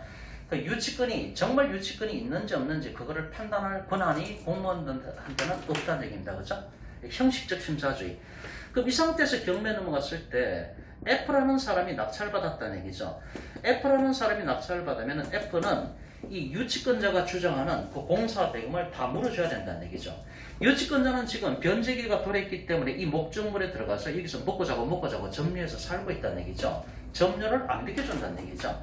그럼 법적으로 이 낙찰받은 사람은 민사집행법 91조 5항에 저번 시간 다 읽었잖아 저희가. 민사집행법 91조 5항에 보면은 이 낙찰받은 사람은 유치권자가 주장하는 그 유치권을 다 물어줘야 된다라고 91조 5항에 나와 있잖아요. 그걸 물어줘야만 이 사람이 목적물의 점유를 넘겨준다는 얘기죠. 그죠? 그렇게 되는 이런 형태. 그러니까 이거는 제3자가 경매 집어넣었을 때 유치권 신고하고 낙찰자는 이 유치권을 떠나야 되는 거죠. 그죠? 유치권을 인수합니다. 인수. 근데 이제 만약에 이 낙찰자가 이 유치권을 물어주지 않는다는 얘기죠. 유치권자가 적극적으로 낙찰자한테 이행 청구할 그러니까 네가 대신 돈을 갚아라 이렇게 할 권한은 없는 거죠. 채무자는 지금 여기 있는 거지 않습니까? 이 낙찰자는 채무자가 아니잖아요. 그래서 유치권이라는 얘기는 유치할 수 있는 권리에 불과하다는 얘기죠. 이 낙찰자를 상대로 이행 청구권은 없다는 겁니다. 네가 대신 갚아라. 왜 이 사람이 대신 갚습니까? 빚을? 그렇게 대신에 좀 비켜도라고 했을 때 나는 민사집행법 91.5항에 나오듯이 나는 돈을 받을 때까지 나는 인도를 해줄 수가 없다. 이렇게 주장할 수 있다는 얘기죠. 이게 이제 간접적으로 강제하는 효과가 있다. 이런 얘기죠. 실제 말하자면은. 그럼 이렇게 되는데 1년이 되든 2년이 되든 낙찰자가 낙찰만 받은 상태에서 유치권자한테 돈을 안 물어준다는 얘기죠. 그럼 유치권자는 속만 파는 거죠. 그렇다고 적극적으로 이행 청구권은 없고 그러면 이제 참다 안 되니까 유치권자는 어떻게 됩니까? 유치권자가 직접 유치권에 기해서 직접 경매 집어넣는 거죠. 유치권에 의한 경매가 됩니다. 유치권에 의한 경매. 유치권에 기해서 직접 경매 집어넣을 수가 있습니다. 그러면 이게 배당 받는다 그랬습니까? 못 받는다 그랬습니까? 유치권자는 배당 받을 수 없다 그랬잖아요.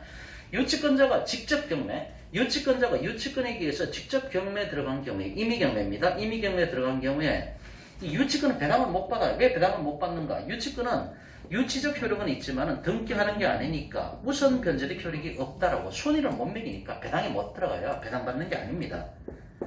그러면 그런 얘기를 하죠. 그럼 미쳤다고 경매 집어넣냐? 유치권자가 직접 자기가 경매 집어넣을 것 같다면은 자기도 뭔가 떨어지는 게 있어야만이 경매 집어넣을 실익이 있는데 배당을 못 받는다고 한다면 유치권자가 왜 경매 집어넣냐는 얘기죠. 실익은 있죠, 분명히. 왜 있냐면은 예를 들어서 아까 벤처 사건 같은 경우에 이제 벤처 수리비가 저희가 첫 번째 시간 나눠드린 게 2천 얼마인가 수리비가 나왔잖아요. 벤처 수리비가.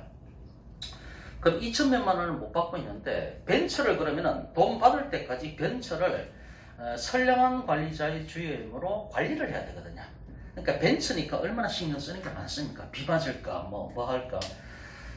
또 저 길가에 내놓으면 지나가는 애들이 끌고 지나가면 그거 자기가 다 책임져야 됩니다. 그러니까 유치권자 입장에서는 차라리 벤처를 경매에 붙여가고 돈으로 바꾸는 거야.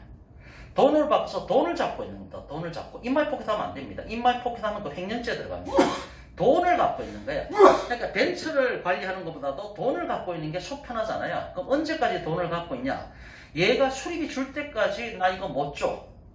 수리비 줄 때까지. 그럼 저쪽 수리비 주는 입장에서는 수리비 주고 이 벤처 값을 받느니 쌤쌤하고 남는 것만 달라. 이게 속 편하겠죠, 그죠? 이렇게 일단 진행이 되는 겁니다. 이렇게. 하나 요걸 하고 하죠. 그럼 유치권에 기해서 유치권자가 유치권에 기해서 직접 경매 신청했을 때는 이것은 유치권은 배당을 못 받는 겁니다. 배당을 못 받는데 왜 못 받는가 잠깐 말씀드리면요. 제가 예전에 그 종로박물관에서 할 때도 항상 이거부터 제가 설명을 드렸잖아요. 경매의 3단계. 경매의 3단계. 자, 경매 개시등기가 됐습니다. 그럼 첫 번째, 경매 개시등기가 됐을 때 압류 효력이 발생한다고 말씀드렸죠. 그죠? 압류 효력이 발생한다. 첫 번째. 두 번째, 이게 이제 두 번째, 낙찰받았다. 낙찰받았을 때는 낙찰 대금이 법원에 들어오지 않습니까? 돈으로 바뀌었죠. 그죠? 그럼 압류 단계. 두 번째가 돈으로 바뀌었습니다. 현금화 단계. 돈으로 바꿔 들어왔다는 얘기죠. 세 번째가 뭡니까? 빚잔치 하잖아요. 그죠? 배당을 하지 않습니까? 배당. 채권자들 모여서 빚잔치 한다는 얘기죠. 배당을 합니다. 이걸 갖다가 세 번째 변제 단계라고 얘기를 하죠. 경매는 이 3단계로 이루어집니다. 첫 번째, 경매 개시등기가 되면은 압류 효력이 발생하는 거고, 두 번째는 낙찰받아서 잔금 납부가 되면은 돈이 들어오는 거니까 현금화가 됐다라고 얘기를 하고, 나중에 한 달 뒤쯤에 다들 모여가지고 빚잔치 하죠. 그죠? 그럼 변제 단계. 그럼 압류, 현금화, 변제 이 3단계로 이루어지는데 이 3단계로 다 가는 게 실질적 의미의 경매라고 얘기를 합니다. 실질적 의미의 경매. 그럼 실질적 의미의 경매가 저희들이 아는 임의 경매라든가 강제 경매 이런 것들을 실질적 의미의 경매라고 얘기를 한다는 얘기죠. 그런데 실질적 의미의 경매에 대비되는 개념으로서 형식적 의미의 경매라는 게 있죠. 형식적 의미의 경매는 뭔가 하면 이 3단계인 변제 단계가 없습니다. 여기에서 그치는 거죠. 그러니까 목적물을 압류하고 두 번째 경매 붙여가지고 돈으로 바꿉니다. 현금화. 요 단계입니다. 요 단계. 그럼 이 형식적 의미의 경매에 들어가는 게 뭐가 있는가 하면 첫 번째 유치권에 기한 경매. 금방 말씀드린 유치권자가 직접 경매 청구하는 게 요 형식적 의미의 경매가 되는 겁니다. 공유물 분할 경매도 마찬가지고요. 공유물 분할 경매가 무슨 채권 채무 관계가 있어서 그런 게 아니잖아요. 둘이 합의가 안 되니까 공유물을 갖다가 경매 붙여가지고 돈이 들어오면 그걸 나눠 갖자는 거지. 그 사람들이 무슨 누가 채권자고 누가 채무자고 그렇게 돼 있는 관계가 아니잖아요. 마찬가지로 유치권 같은 경우도 이제 압류하고 현금화 단계 이 상태만 가는 거고 유치권은 등기하는 게 아니니까 우선 변제권 싸우면 못 들어가죠. 우선 변제권 싸우면 못 들어가니까 배당을 하는 게 아닙니다. 원칙적으로. 네. 그런데 그러면은 유치권자가 경매 집어넣는 실익이 있냐? 실익이 있다고 말씀을 드렸죠. 벤츠를 관리하느니 돈으로 바꿔서 돈을 관리하는 게 훨씬 편하다는 얘기죠. 하지만은 배당은 못 받습니다. 원칙적으로. 그럼 이렇게 되니까 누가 유치권에 대한 경매를 누가 하려고 하겠냐고요. 자기가 배당을 못 받는데. 이러다 보니까 여기서 대법원 판례가 나왔죠. 대법원 판례가 어떻게 나오는가 하면은 유치권자가 유치권에 의해서 직접 경매를 신청했을 때, 경매 청구했을 때 이거는 등기하는 게 아니니까, 유치권은 등기하는 게 아니니까 우선 변제권 싸우면 못 들어간다. 그러면은 저희가 배당 순서 저번에 저희가 종로 방문가에서 다 설명을 했잖아요. 핵심적인 것만 첫 번째 소액임차인이 최우선 변제, 그 다음에 우선 변제권 싸움에 들어가는 거 6가지 다 설명을 드렸잖아요. 다 등기하는 거잖아요. 등기, 전세권 등기, 저당권 등기, 가등기담보 등기, 임차권 등기 다 등기한 날짜에 따라서 이게 순위가 매겨지는 거 아닙니까? 근데 유치권은 등기하는 게 아니니까 이 우선 변제권 싸움에 못 들어간다는 거죠. 그래서 대법원 판례가 나온 얘기가 뭔가 하면은 유치권자가 유치권에 의해서 직접 경매 신청했을 때 이건 등기하는 게 아니니까 우선 변제권 배당에는 못 들어간다. 유치권자는. 하지만은 얘네들이 우선 변제권에 들어가는 것들이 다 배당받고 나서 남는 게 있다고 한다면 꼴찌가 누굽니까? 9등. 꼴찌가 일반 채권이거든요. 그래서 유치권은 등기를 하는 게 아니니까 우선 변제권은 없지만은 우선 변제권에 들어가는 애들 다 배당받고 남는 게 있다고 한다면은 꼴찌에 해당하는 일반 채권자하고 동순위로는 배당을 받을 수가 있다. 판례가 이렇게 나왔다는 얘기죠. 판례는 어떤 입장을 취하고 있습니까? 절충적 입장을 취하고 있는 거죠. 이렇게라도 배당을 해주지 않으면 유치권자가 어떻게 경매 신청하겠냐고요. 네, 그런 의미에서 이 판례를 지금 잠깐 보고 넘어가겠습니다. 자, 프린터를 드린 것 중에서 판례가 제가 2개인가 나눠드렸는데 매니의 판례 보시면은 유치권자 배당 순위는 일반 채권자와 동일한 순위라고 되어 있는 프린터물이 있습니다. 판례입니다. 판례. 자, 이렇게 되어 있습니다.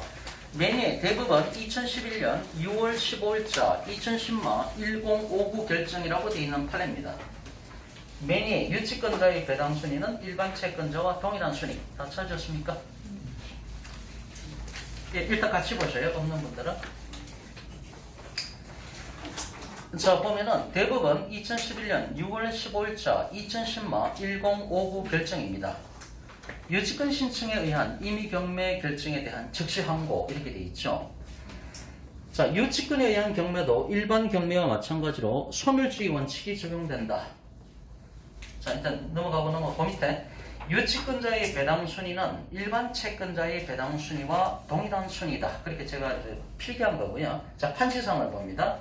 여기까지 하고 좀 쉬겠습니다. 1번 민법 322조 1항에 따른 유치권에 의한 경매가 목적 부동산 위의 부담을 소멸시키는 것을 법정 매각 조건으로 하여 실시되는지 여부, 이제 소멸주의가 적용되냐 회의하는 거고, 유치권자의 배당 순위 가로 안에 일반 채권자와 동순위라고 밝혔지 않습니까?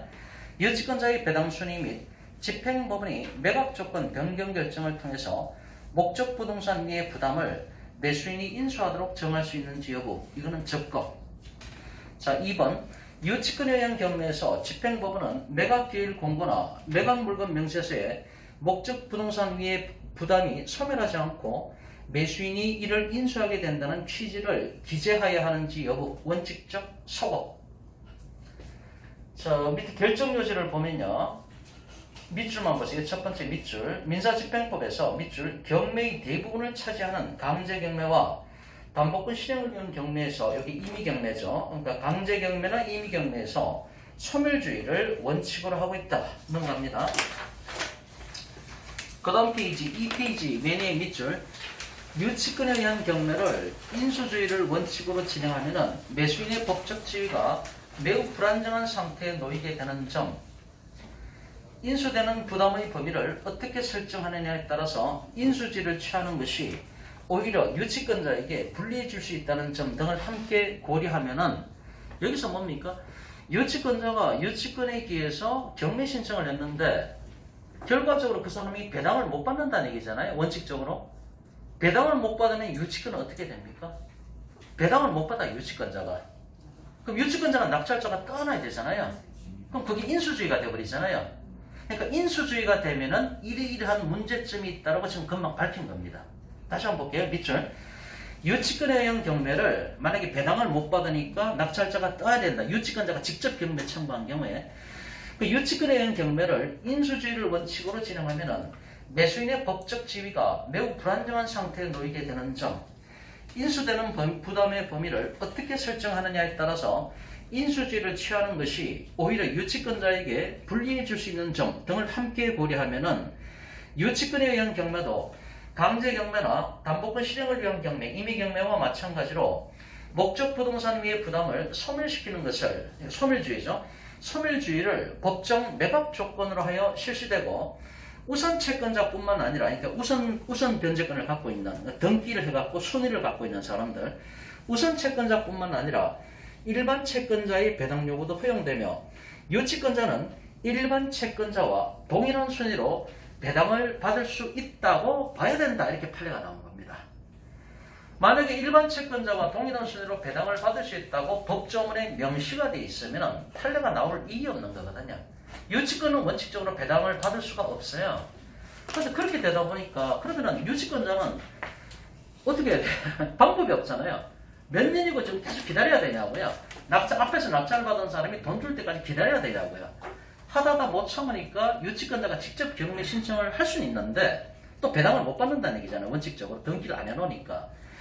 그러니까 이제 등기를 안 했으니까 우선 변제권 배당에는 못 들어가는데 걔네들 다 배당받고 남는 돈이 있다고 한다면은 꼴찌에 해당하는 일반 채권자와 동순위로 배당받게 하는 것은 법리적으로 큰 문제가 되지 않는다. 판례가 이렇게 본 거죠. 그래서 일반 채권자와 동순위로 배당을 받는다고 명시를 했고요. 다만 집행법원은 부동산 위 이해관계를 살펴 위와 같은 법정 매각 조건과는 달리 매각 조건 변경 결정을 통하여 목적 부동산 위의 부담을 소멸시키지 않고 매수인으로 하여금 인수하도록 결정할 수는 있다. 인수주의 얘기를 하고 있는데 그래서 원칙은 뭡니까? 원칙은 유치권자가 유치권에게서 경매 신청을 쓸 때 원칙은 소멸주의입니다. 배당을 받고 나간다는 얘기죠. 어쨌든 간에 유치권자도 일반 채권자와 동순위로 배당을 받는다는 얘기죠.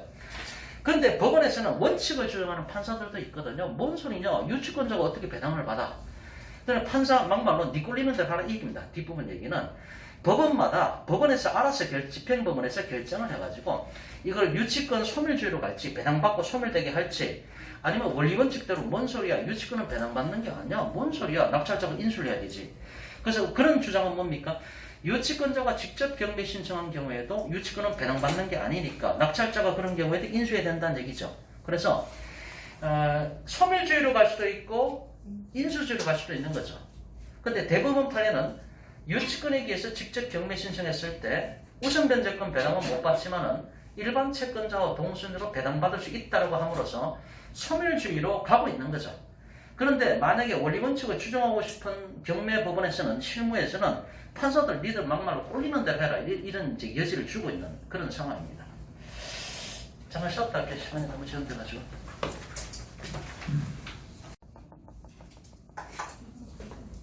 네, 아까 그 판례 프린트물 계속 봅니다. 2페이지, 판례 2페이지 보고 있습니다.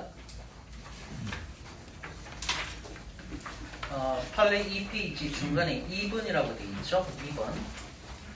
유치권에 의한 경매가 2페이지 2번입니다. 유치권에 의한 경매가 소멸주의를 원칙으로 하여 진행되는 이상, 그러니까 거기 유치권 경매에서 뭐 저당권 설정되거나 이런 것들도 다 배당받고 소멸하는 거고 유치권조차도 일반 채권자와 동순위로 배당받고 소멸한다는 거죠.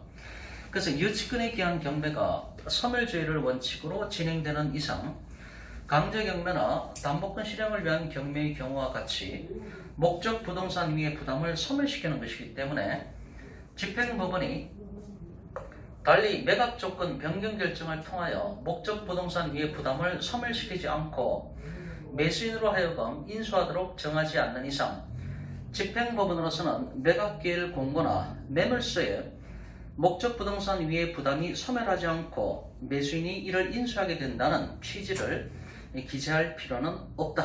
이렇게 얘기를 하고 있습니다. 뭔 말인가 하면 원칙적으로 이제 소멸주의로 가겠다는 거죠. 대부분 판례 입장은.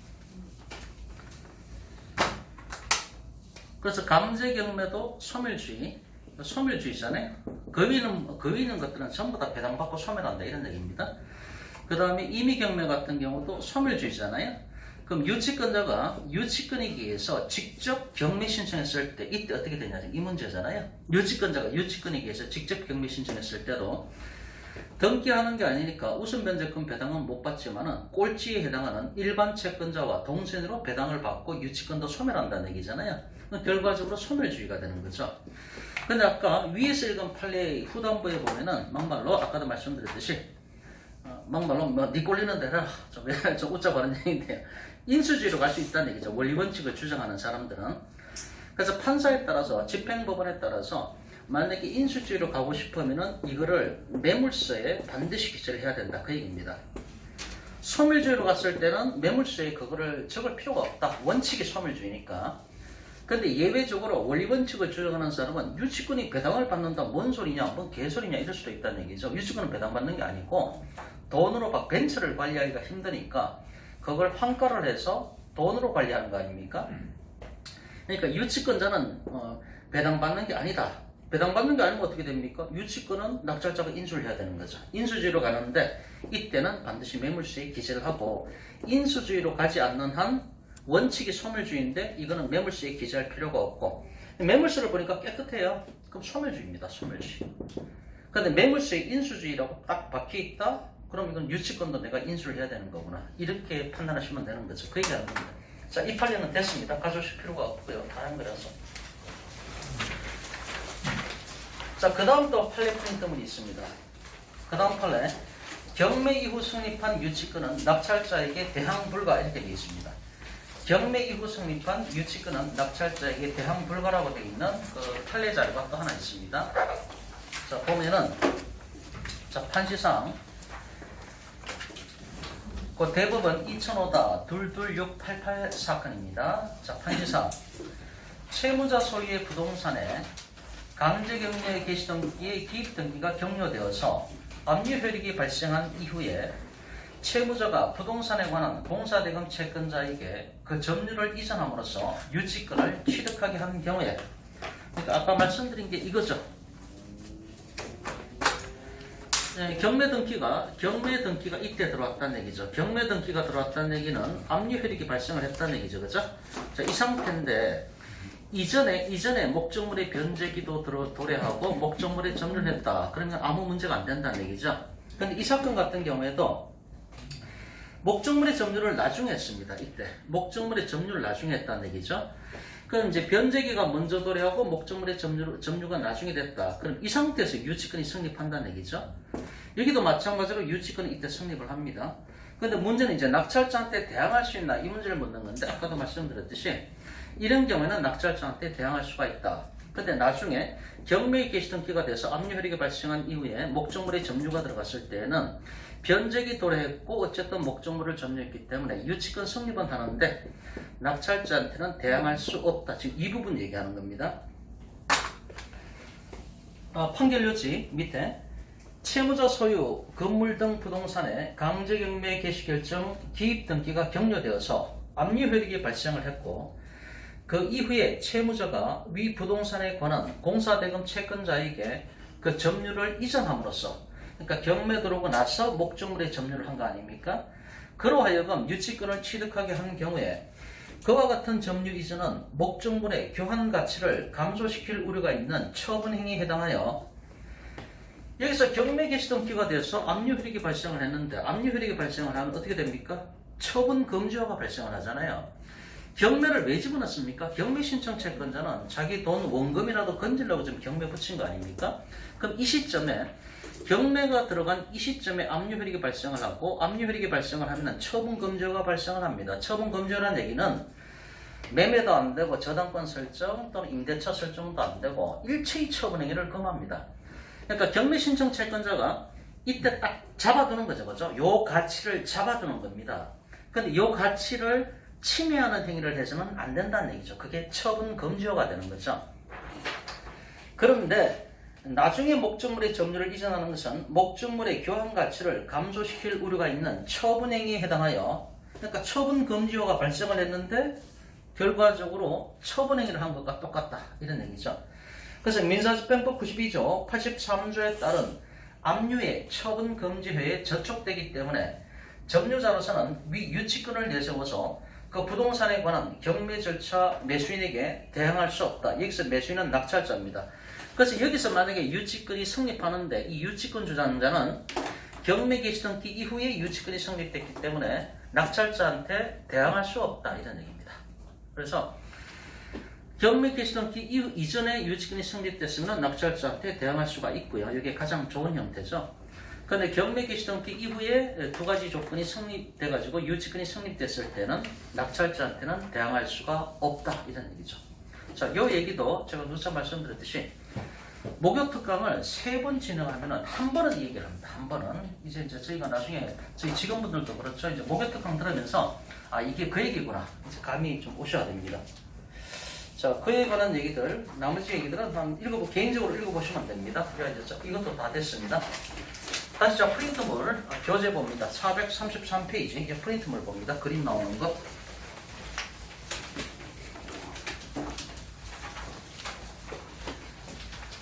자, 433페이지 프린트물. 자, 3번에 유치권의 성립 요건 나오죠. 320조 유치권의 내용 1항 타인의 물건 또는 유가증권을 점유한 자는 그 물건이나 유가증권에 관하여 생긴 채권이 변제기에 있는 경우에는 변제를 받을 때까지 그 물건 또는 유가증권을 유치할 권리가 있다. 2항 전항의 규정은 그 점유가 불법 행위로 인한 경우에는 적용하지 않는다. 유치권을 추정하려면 변제기가 도래해야 되고 목적물에 점유를 들어가야 되잖아요. 근데 불법 점유는 인정하지 않습니다. 그럼 예를 들어서 이런 경우 임대차인데 임대차 기간이 종료가 됐습니다. 임대차 기간이 종료가 됐기 때문에 이 사람이 나가야 돼요. 예를 들어서 뭐 갱신정보권도 다 행사했다. 그래서 2+2가 돼서 4년을 다 살았다. 그럼 나가야 되잖아요. 나가야 되는데 이제 계약 기간이 종료가 됐는데 안 나가고 지금 버티고 있습니다. A라는 임차권자가. 이 사람은 무슨 점유입니까? 이 불법 점유예요. 불법 점유. 이게 불법 점유입니다. 기간이 지나서 나가야 되는데 안 나가고 있잖아요. 불법 점유입니다. 네, 불법 점유인데 불법 점유하고 있는 이 상태에서 이 사람이 만약에 어떤 필요비라든가 유익비가 나갔다는 얘기죠. 이 상태에서 경매로 넘어갔는데 이 사람이 그 유익비에 기초해서 유치권 주장을 할 수가 있는가? 못합니다. 불법 점유니까. 불법 점유 상태에서 비용이 나갔잖아요. 그걸 갖고 유치권 주장을 못한다고요. 그래서 유치권 주장을 하면은 적법한 점유에 기해서 유치권 주장을 할 수가 있어야 됩니다. 이거 불법 점유니까 이런 경우 안 된다. 그런 얘기입니다. 그 다음에 1번 밑에 양가는 1번 타인의 물건 또는 유가증권일 것 1번 타인의 소유물일 것 넘어가고 동그라미 2번 물건 또는 유가증권 자 넘어갑니다. 어려운 얘기 없습니다. 그 다음에 434페이지 맨 위에 판례가 나오는데 건물 신축 공사를 도급받은 수급인이 자 공사 도급 관계입니다. 공사 도급 사회폭력상 독립한 건물이 되지 못한 정착물을 토지에 설치한 상태에서 공사가 중단된 경우에 여기서 뭐라고 그랬습니까? 독립한 건물이 되지 못했다라고 얘기를 하잖아요. 그죠?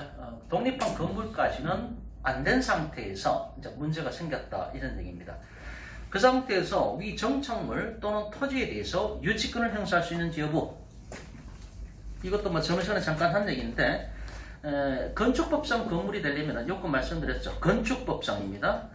건축법상 건물이 되려면은 첫 번째 지붕은 뚜껑은 반드시 있어야 되는 거고요. 그죠? 지붕은 있어야 되고 두 번째는 뭡니까? 주벽이 있든지 또는 오화입니다. 오화. 기둥이 있든지 이렇게 돼야 되는 거죠.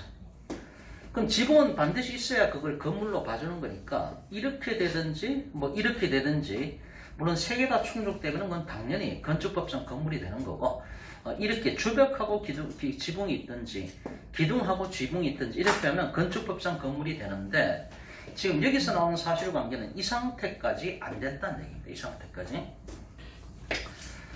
나중에 이제 법정지상권 쪽에 판례를 보면은 법정지상권에서 건물이 되냐 안 되냐 그 따지는 얘기가 나오는데 그 법정지상권의 판례를 보면은 이 세 가지를 다 엔드 개념으로 처리하고 있습니다. 엔드 개념으로. 그래서 자꾸 질문 들어오는 게 그거예요. 법정지상권 할 때 보면은 나중에 이제 건축법상 건물이 요 개념인데 법정지상권 판례에서는 이 세 가지를 엔드로 처리하고 있습니까? 그 질문을 많이 하세요. 근데 그 판례를 저 다 뒤져봤는데 그 판례 같은 경우는 네 개인가 판례를 다 봐도 똑같아요. 판례는 그게 이게 지상이라고 한다면 지하 시설을 이제 설치한 경우거든요. 이게 뚜껑만 엎으면 되잖아요. 지붕은 당연히 있어야 되고 여기 뭐 주벽하고 기둥 이런 건 다 있죠. 그리고 대법원 판례라는 게 앞에 판례가 한 개 나오면은 그걸 그대로 베껴요. 구체적으로 안 따지고. 그래서 그런 판례들이 나오는 거지. 건축법상 건물의 개념은 정확하게 이렇게 됩니다. 건축법에 나와 있는 거는. 저희도 공법 옛날에 공부 다 하셨잖아요. 공법에 유명하신 교수님 한 분 계시잖아요. 고시성을 가진 누가라고 말하기는 그렇고 그분도 정확하게 이렇게 설명을 하세요. 고시성을 가진 그분이 나이가 좀 젊으시더라고요. 한참 하시네.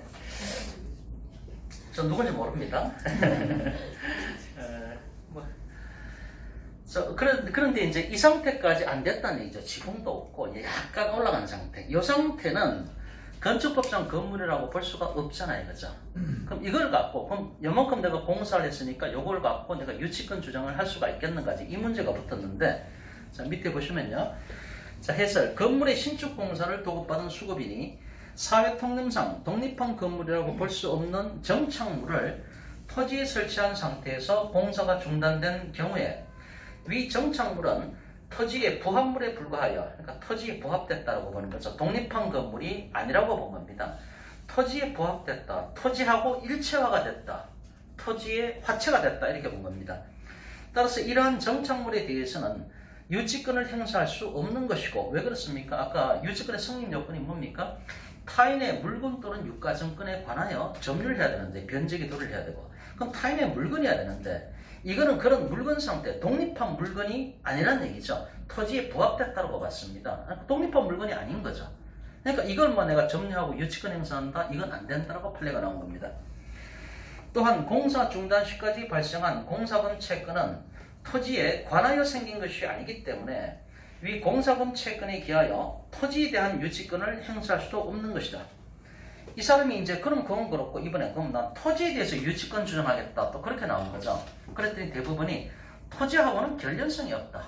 그 공사대금 채권은 다 안 올라갔지만 그 공사를 한 것이 토지하고는 아무 관련성이 없다. 아무 관계가 없다. 결연성이 없다. 그래서 토지에 대해서 유치권 주장도 안 된다. 이렇게 얘기한 겁니다. 자, 양가로 이건 물건과 채권 간의 결연 관계가 존재할 것. 자, 채권자가 자기의 채권의 변제를 받기 위해서 타인의 물건을 유치하는 것이 정당화되기 위해서는 그 채권과 목적물이 강한 결연 관계가 있는 것에 한정되어야 된다. 이렇게 되어 있죠. 왼쪽이 용어 해설 나와 있죠. 결연 관계라는 얘기는 관련성이 있어야 된다. 연관성이 있어야 된다. 이런 얘기입니다. 자, 동그라미 1번. 결연 관계가 인정되는 경우 가로 안에 유치권이 성립되겠죠. 기억. 채권이 목적물 그 자체로부터 발생하는 경우 땡땡. 목적물이 원인이 되어서 채권이 발생한 경우를 말한다. 예컨대 목적물이 지출한 필요비, 유익비 이런 비용상환 청구권, 그 다음에 목적물의 하자로부터 생긴 손해배상 청구권, 그 다음에 운송물의 운임, 물건의 수선대금, 공사대금 채권 이런 것들이 관하여에 해당한다. 결연성이 있다고 보는 거죠. 자, 판례가 나옵니다. 주택 건물의 신축 공사를 한 수급인이 그 건물을 점유하고 있고 또 그 건물에 관하여 생긴 공사금 채권이 있다면 수급인은 그 변제를 받을 때까지 건물을 유치할 권리가 있다고 할 것이고, 이러한 유치권은 수급인이 점유를 상실하거나 피담보 채무가 변제되는 등 특단의 사정이 없는 한 소멸되지 않는다. 자, 니은 채권이 목적물에 반환 청구권과 동일한 법률관계 또는 동일한 사실관계로부터 발생한 경우, 맨 밑에 동일한 사실관계로 발생한 것은 식당에 갔는데 우선을 서로 바꿔간 경우, 그런 경우라고 말씀을 드렸죠. 그죠? 예, 저번 시간에 했으니까 넘어갑니다. 그 다음 페이지 435페이지. 자, 결연관계가 부정되는 경우가 나오는데 기억. 채권이 목적물 그 자체를 목적으로 하는 경우, 자, 임대차 보증금 반환 채권은 임차물을 목적으로 하여 성립한 것이지 임차물 그 자체로부터 생긴 채권이 아니기 때문에 결연관계가 부정된다. 즉, 임대차 보증금 반환 채권은 유치권 성립되지 않는다. 임대차 보증금 반환 채권이라는 것은 임대차 계약이 있고요. 임대차 계약이 있고 임대차 보증금 반환, 그러니까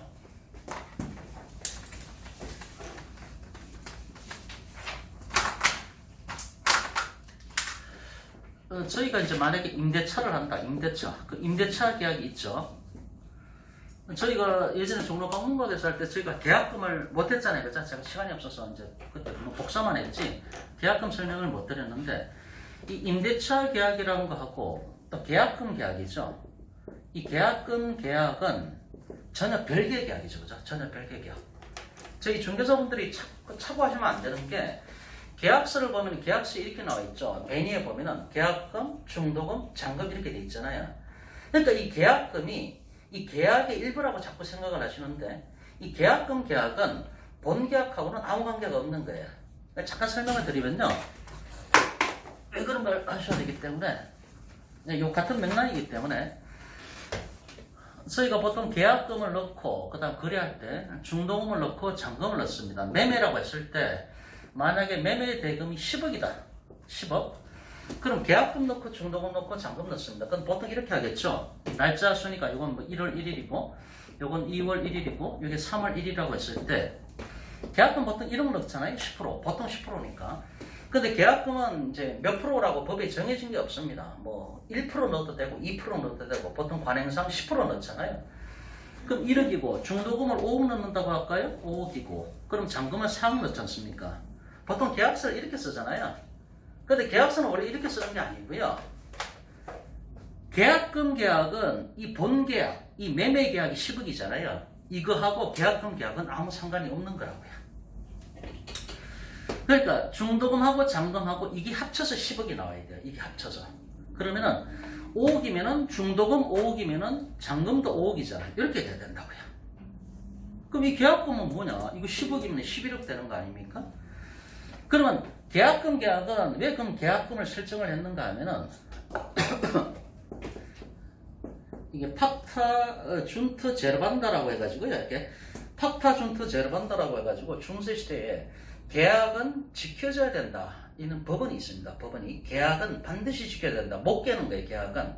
근데 이렇게 되다 보니까 계약에 부속을 받잖아요. 계약서 쓰면 무조건 지켜야 되는 거예요. 그러다 보니까 건대로 넘으면서 이거 계약을 해지할 수 있는 자유를 줘야 될 거 아닙니까? 그래서 계약금 계약이라는 걸 만들어낸 거거든요. 그럼 어떻게 되는가 하면 이렇게 되는 거죠. 처음에 계약금 계약 1억을 설정을 했습니다. 그럼 중도금 저희가 중개사분들 다 아시잖아요. 이거부터 뭡니까? 중도금부터 실행착수라고 얘기를 하잖아요. 실행착수. 그러니까 계약 관계는 여기부터 시작이 된다고요.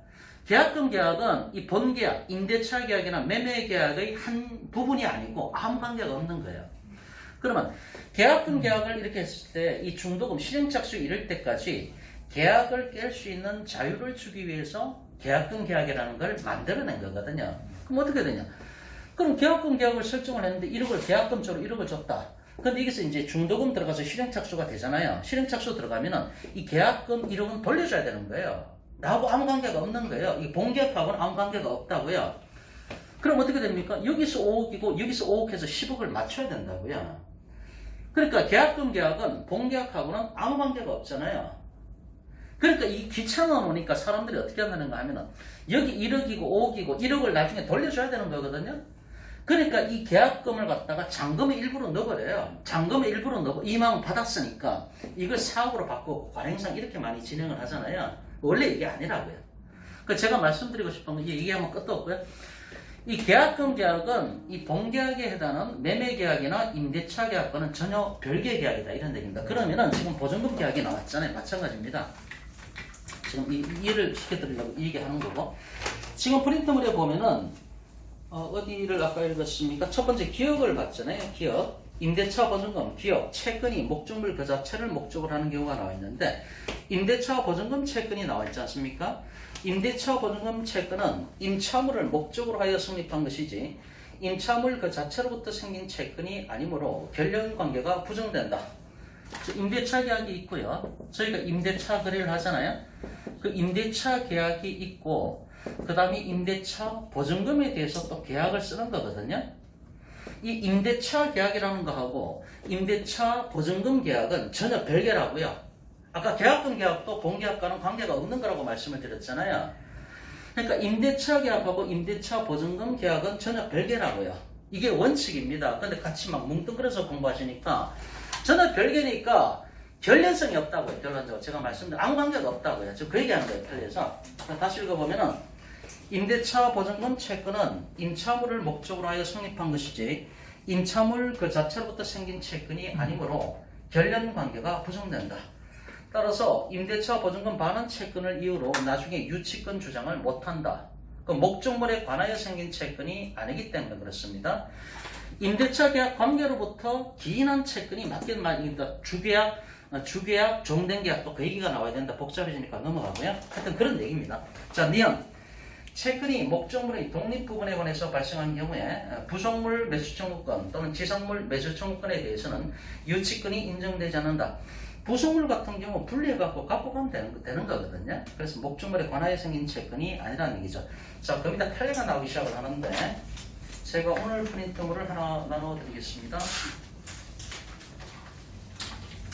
일단은 이 프린트물을 먼저 좀 보고 할게요. 이 뒤로 배포 좀 부탁드립니다. 좀 나눠주시겠어요?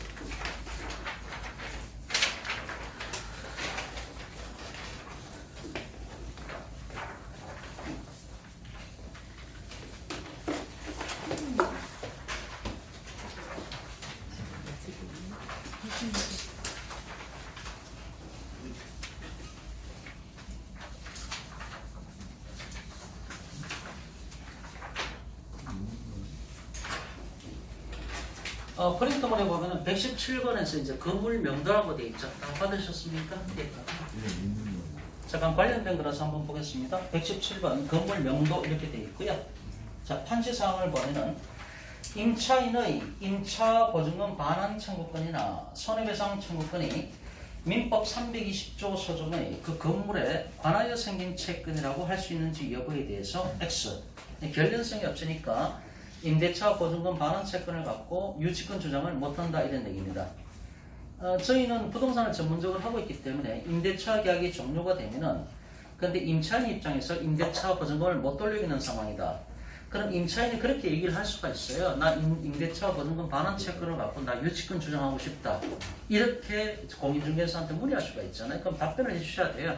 그럼 결연성이 없으니까 그걸 갖고 유치권 주장은 못합니다. 이렇게 답변을 해주셔야 된다는 얘기입니다. 자, 판결 여지. 건물의 임대차에 있어서 임차인의 임대인에게 지급한 임차 보증금 반환 청구권이나 임대인이 건물 시설을 하지 아니하기 때문에 임차인에게 건물을 임차 목적대로 사용하지 못한 것을 이유로 하는 손해배상 청구권은 모두 민법 320조 소정의 그 건물에 관하여 생긴 채권이라고 할 수가 없다. 그래서 이제 결연성이 없다. 이제 구체적으로 판례가 이렇게 나온다는 얘기입니다. 이렇게 나오는 거고, 다시 프린트물 한번 다시 한번 보겠습니다. 자, 판례가 나오죠. 프린트물 435페이지입니다. 435페이지. 자, 판례가 나옵니다. 자, 1번은 아까 얘기한 똑같은 겁니다. 임대차 보증금 반환 청구권이라든가 손해배상 청구권 이런 것들은 그 목적물 자체하고는 아무런 관련성이 없다는 겁니다. 임대차 보증금 반환 채권은 누구한테 주장을 하는 겁니까? 임대인한테 주장을 하는 거잖아요. 임대인이 안 주고 있으니까 그 사단이 난 거 아닙니까? 그 목적물 자체하고는 아무 관계가 없다고요. 임대인이 돈을 안 주고 있다. 그게 지금 문제가 되는 거지. 마찬가지로 임대인에 대해서 가지는 손해배상 청구권이라는 얘기가 임대인이 뭔가 채무이행을 안 하고 있으니까 내가 손해가 발생을 했다는 거지. 그럼 그 목적물로부터 발생을 했습니까? 그것이 아니고 임대인이 잘못했기 때문에 내가 손해배상 청구권이 발생한 거 아닙니까? 그 목적물 자체하고는 아무런 관련이 없다. 결연성이 없다. 그 얘기 하는 거고요. 자, 2번에 보면은 채무 불이행에 기한 손해배상 청구권은 원채권의 연장이라고 봐야 할 것이므로 물건과 원채권 사이에 결연관계가 있는 경우에는 그 손해배상 채권과 그 물건과의 사이에도 결연관계가 있다고 할 것이다. 따라서 손해배상 채권에 관하여 유치권 항변을 내세울 수 있다고 할 것이다. 요거는 결연성이 있는 경우를 전제로 깔고 지금 얘기한 겁니다. 손해배상 청구권이. 3번. 자, 권리금 약정이 나오는데 저희가 뭐 상가 넘길 때, 상가 매매할 때 권리금 따로 받고 막 그렇게 하지 않았습니까? 근데 권리금이라는 것은 법적인 근거가 전혀 없죠. 그죠? 전혀 없습니다. 그러니까 관행상 그렇게 받고 있다는 거고, 따라서 권리금이라는 것은 법으로 보장된 게 아니죠. 그렇기 때문에 그걸 갖고 유치권 행사한다? 이게 말이 안 된다는 얘기죠. 그래서 권리금 반환 약정이 있다 하더라도 그와 같은 권리금 반환 청구권은 그 건물에 관하여 생긴 채권이라고 할 수가 없기 때문에 그와 같은 채권을 가지고 유치권 행사할 수가 없다. 4번 임차인이 부속물 매수 청구권을 행사하는 경우에는 부속물 대금 채권과 그 건물 또는 건물의 부지인 대지의 반환 의무 간에도 결련성이 부정된다. 부속물 매수 청구권은 뗐다 붙였다 할 수 있는 것들, 뗐다 붙였다 이렇게 할 수 있는 것들이죠. 그게 부속물이죠. 부합물하고 다르죠. 부합물은 화체가 되고 일체화가 되어버리죠. 부합물은. 근데 부속물은 그게 아니라 뗐다 붙였다. 저희 지금 에어컨 뒤에 설치가 되어 있지 않습니까? 저거 뗐다 붙였다 바꿔가면 되는 거예요.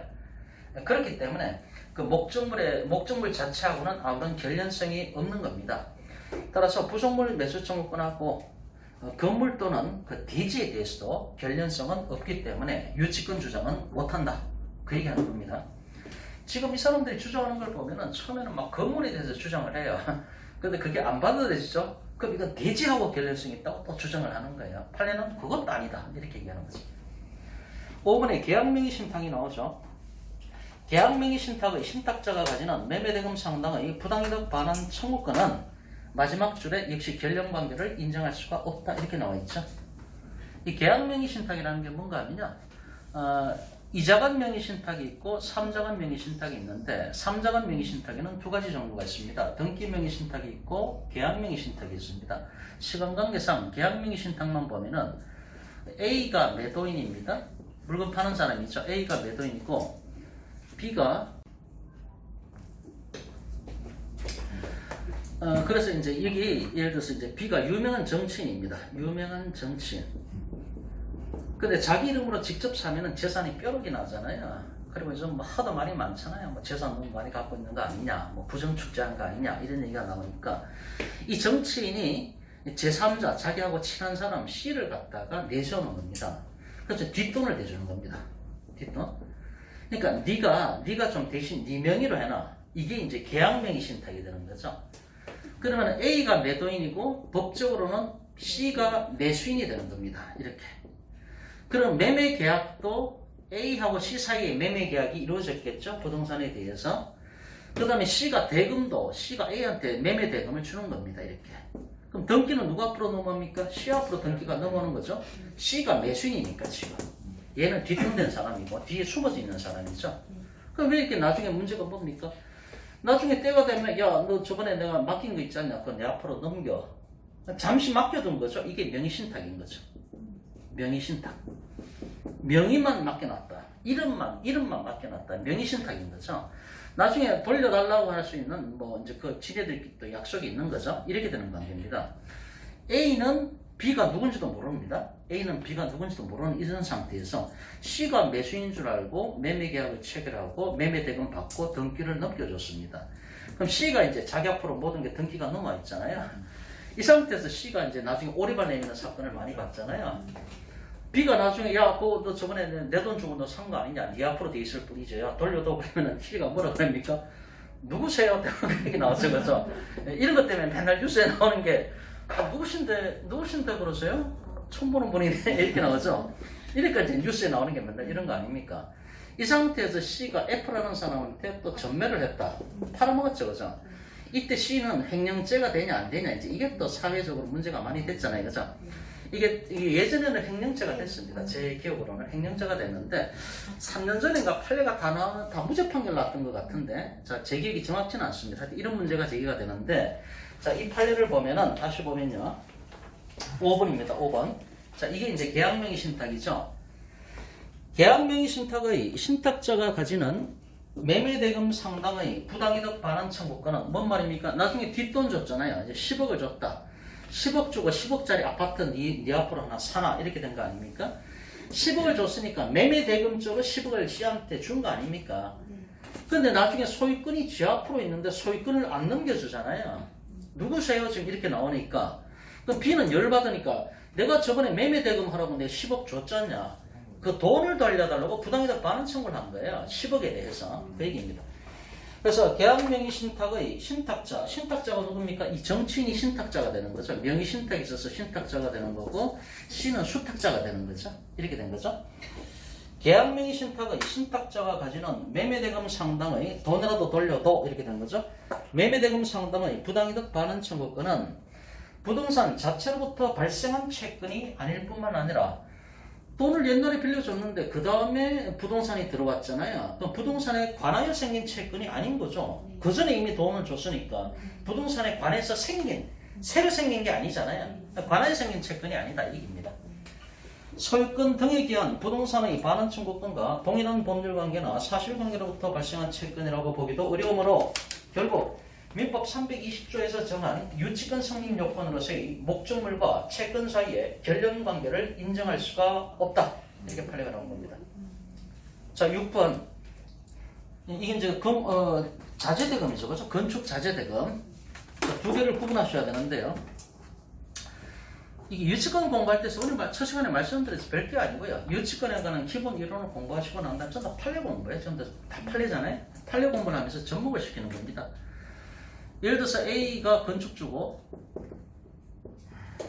B가 건축업자입니다. 건축업자. 그럼 여기서 공사, 얘가 도급인이고 얘가 수급인이라고 했을 때 공사 대금 채권을 못 받은 게 있잖아요. 그럼 A, B 사이에 공사 대금 채권 이거는 결연성이 있습니다. 결연성이 있으니까 공사 대금 채권을 갖고 목적물을 점유하고 유치권 주장이 가능하죠. 그죠? 이렇게 되는 거고. 근데 이 판례 같은 경우는 그게 아니라 C가 자재 납품하는 사람입니다. 자재. 뭐 시멘트라든가 모래라든가 이 자재에 대해서 여기서 보면은 건축 자재 대금 채권이죠. 건축 자재에 대해서 대금 채권이니까 여기서 매매 관계가 이루어진 겁니다. 매매.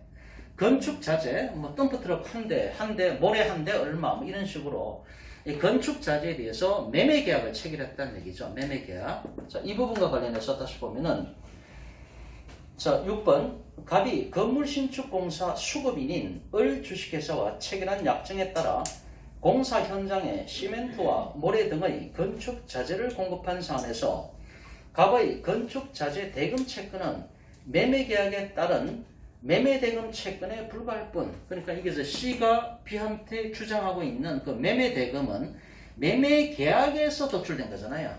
그 목적물에 관해서 도출된 게 아니라 매매 계약에서 그게 도출된 거라서 목적물 자체와의 결연성은 없다. 이렇게 나온 겁니다. 그래서 다시 밑줄 갑의 건축 자재 대금 채권은 매매 계약에 따른 그러니까 자재 매매 계약이 있었잖아요. 매매 계약에 따른 매매 대금 채권에 불과할 뿐 건물 자체에 관하여 생긴 채권이라고 할 수는 없다. 이렇게 판례가 나온 겁니다. 그래서 헷갈릴 수가 있는데 이게 공사대금 채권을 묻는 건지 자재대금 채권을 묻는 거지 요걸 구분을 하셔야 됩니다. 요거는 결연성이 있고 요거는 결연성이 없다고 판례가 나온 거죠. 자, 7번. 매도인이 부동산을 점유하고 있고 소유권을 이전받은 매수인에게서 매매대금 일부를 지급받지 못하고 있다 하더라도 매매대금 채권을 피담보 채권으로 매수인이나 그에게서 부동산 소유권을 취득한 제3자를 상대로 유치권을 주장할 수는 없다. 그래서 이건 이제 매매대금 채권인데 역시 매매대금 채권 같은 경우도 목적물과의 결연성이 없다. 이렇게 좀 얘기를 하는 겁니다. 자, 넘어갑니다. 오른쪽에 436페이지. 436페이지에 보면은 동그라미 3번. 채권과 목적물의 점유와의 결연성은 유치권의 성립 요건이 아니다. 이런 얘기입니다.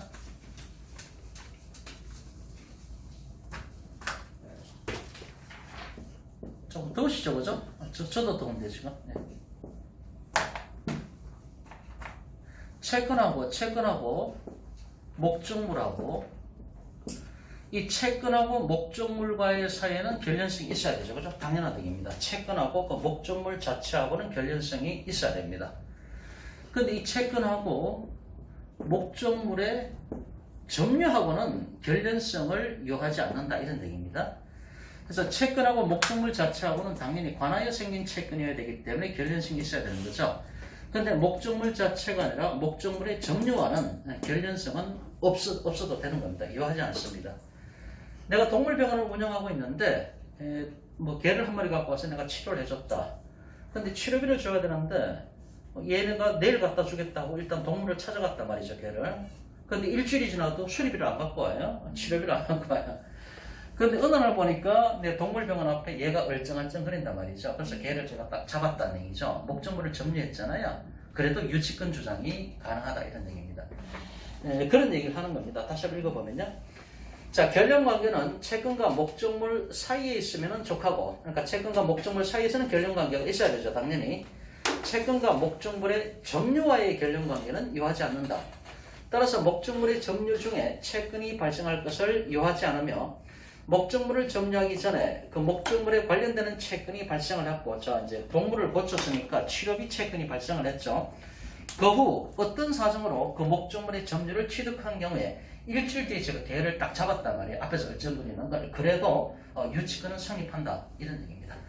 그래서 채권과 목적물 자체와는 당연히 관련성이 있어야 되죠. 관하에 생긴 채권이어야 되기 때문에. 근데 목적물의 점유는 나중에 해도 되는 거니까 그건 상관이 없다 그런 얘기입니다. 자, 왼쪽에 기출문제 한번 볼까요? 네. 물건을 점유하기 전에 그 물건에 관련되어서 채권이 발생한 후에 나중에 그 물건을 취득한 경우에는 유치권은 성립하지 않는다. 틀렸죠? 유치권은 성립한다. 나중에 목적물을 점유해도 상관이 없다. 그 얘기하는 겁니다. 3번에 채권이 변제기에 도달해야 되고요. 그 다음에 4번의 점유. 점유는 직접 점유하고 간접 점유 다 포함됩니다. 근데 이제 불법 점유는 인정하지 않습니다. 그 다음에 밑에 거 읽어보십시오. 어려운 얘기 없습니다. 넘어갑니다. 시간 관계상 다 하나만 끝이 없어가지고요. 자, 동그라미 3번. 아까 한 유명한 판례가 지금 나왔습니다. 경매 개시결정 기입 등기 전에 목적물을 점유해야만 낙찰자한테 대항할 수가 있다. 아까 말씀드릴 때 경매 개시 등기 이전에 변제기 도래해야 되고 목적물을 점유해야 되고 그런 경우에는 낙찰자한테 대항할 수가 있고, 경매 개시 등기가 들어오고 나서 목적물을 점유했을 때 유치권은 성립하지만은 낙찰자한테 대항할 수는 없다. 그 논리 말씀드렸잖아요. 그 판례가 이 판례입니다. 자, 판례 1번 보면요. 채무자 소유 건물 등 부동산에 경매 개시결정 등기, 기입 등기가 격려되어서 압류 효력이 발생하기 전에 채무자가 위 부동산에 관한 공사대금 채권자에게 그 점유를 이전함으로써 그로 하여금 유치권을 취득하게 한 경우에 점유자로서는 위 유치권을 내세워서 그 부동산에 관한 경매 절차의 매수인에게 대항할 수 있다. 이렇게 나왔습니다. 그래서 이제 압류 효력이 발생하기 전에 목적물을 점유했으면 낙찰자한테 대항할 수가 있다. 그런 얘기고, 그 밑에 2번 판례가 나오죠. 2번 판례가 나오는데 밑줄 보시면은 밑줄 두 번째, 압류 효력이 발생한 이후에 공사를 완공하여 공사대금 채권을 취득함으로써 그때 비로소 유치권이 성립한 경우에는 수급인은 유치권을 내세워서 경매 절차 매수인에게 대항할 수가 없다. 이렇게 돼 있죠. 그죠? 그래서 결론적으로 이게 워낙 중요하니까 자꾸 나오는데요. 경매 등기가 되는데 금방 1번 판례 같은 경우는 목적물의 점유를 먼저 했죠. 근데 변제기가 이었던 나중에 도래한 거예요. 거꾸로 돼도 마찬가지고요. 이렇게 됐을 때 이렇게 해가지고 두 가지 조건이 충족됐으니까 역시 유치권은 성립되지만은 낙찰자한테 대항할 수는 없다. 비워달라면 비워줘야 됩니다. 이런 경우에는. 인도명령의 대상이 되겠죠. 이렇게 되는 겁니다. 자, 3번에 보면은 경매 절차가 개시되어서 경매 개시 등기가 되기 전에 부동산에 관하여 민사유치권을 취득한 유치권자가 경매 절차의 매수인, 낙찰자죠. 낙찰자에게 유치권을 행사할 수 없다고 볼 것은 아니다. 뭔 말입니까? 낙찰자한테 유치권 주장할 수가 있다. 대항력이 있다는 얘기죠. 전제 조건이 뭡니까? 경매 개시 결정 등기가 되기 전에 유치권을 취득을 해야 된다는 얘기죠. 그랬을 때는 낙찰자한테 대항할 수가 있다. 왜 그렇습니까? 근데 자, 이 얘기가 판례가 계속 반복해서 나오는데 경매 개시 등기 전에 변제기가 도래하고 목적물을 점유했을 때는 낙찰자한테 대항할 수가 있는데 두 개 중에 어느 하나라도 경매 등기 이후에 하나가 충족돼 가지고 이때 비로소 유치권이 성립됐을 때 이때는 낙찰자한테는 대항할 수 없다. 이런 얘기 아닙니까? 그리고 인터넷에 유치권 뒤져보면은 이렇게 나중에 따로따로 성립됐을 때는 유치권이 성립하지 않는다. 이렇게 하는 데가 되게 많아요. 블로그라든가 다 틀린 겁니다.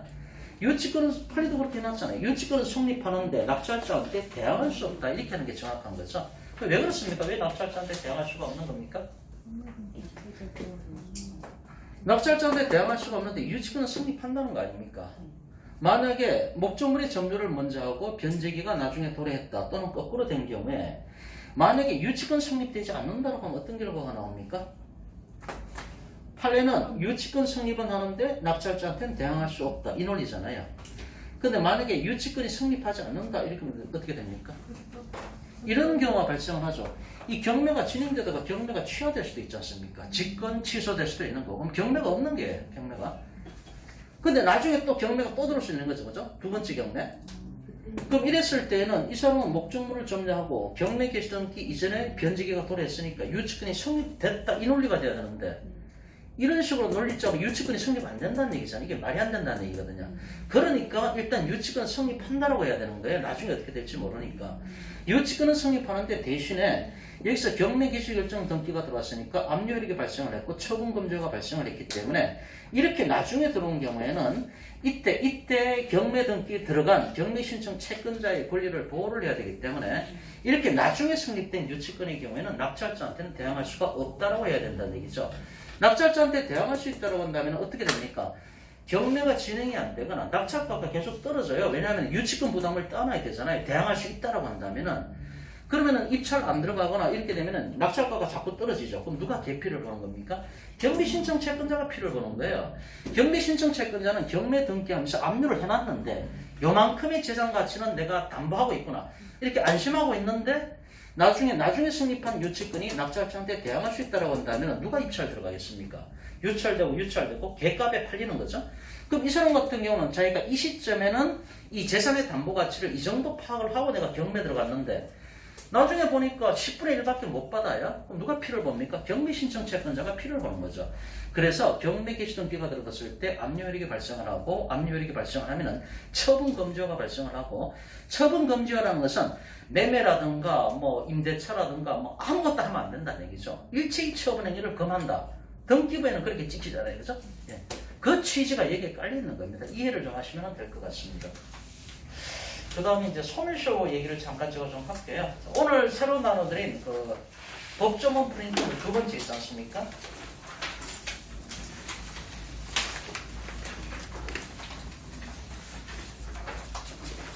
제가 오늘 나눠드린 프린트물, 법조문 프린트물 있죠? 어디 있죠? 조금 막 참네요. 프린트물이 많아가지고.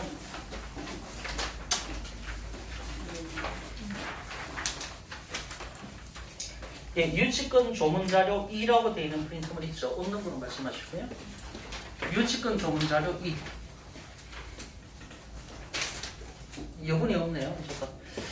자, 유치권 조문자료 2 되어 있는데 이것도 목요특강 시간에 이제 이 얘기가 계속 나오기 때문에 지금 잠깐 제가 좀 말씀을 드려야 될 것 같아서 하는 겁니다. 이제 소멸시효에 관한 얘기인데 뭐 아시는 분들은 또 다 아시겠죠? 기본적으로.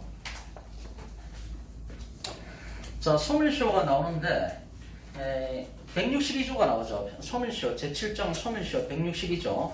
채권하고 재산권의 소멸시효가 나오는데 1항에 보면은 채권은 10년간 행사하지 않으면 소멸시효가 완성한다. 채권은 10년짜리 소멸시효에 걸립니다.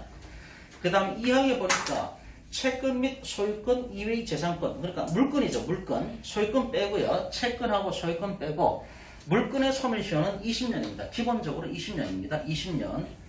그 다음에 163조에 보면 3년짜리 단기 소멸시효에 들어가는 것들이 있죠. 3년간 행사하지 않으면 소멸시효가 완성한다라고 되어 있고 거기에 보면 뭐 여러 가지 것들 나와 있는데 즉 유치권 관련해서는 3호를 봐야 돼요. 3호 도급받은 자. 3호 도급받은 자. 기사 기타 공사의 설계 또는 감독에 종사하는 자의 공사에 관한 채권. 이것이 3년짜리 소멸시효에 걸린다는 얘기입니다.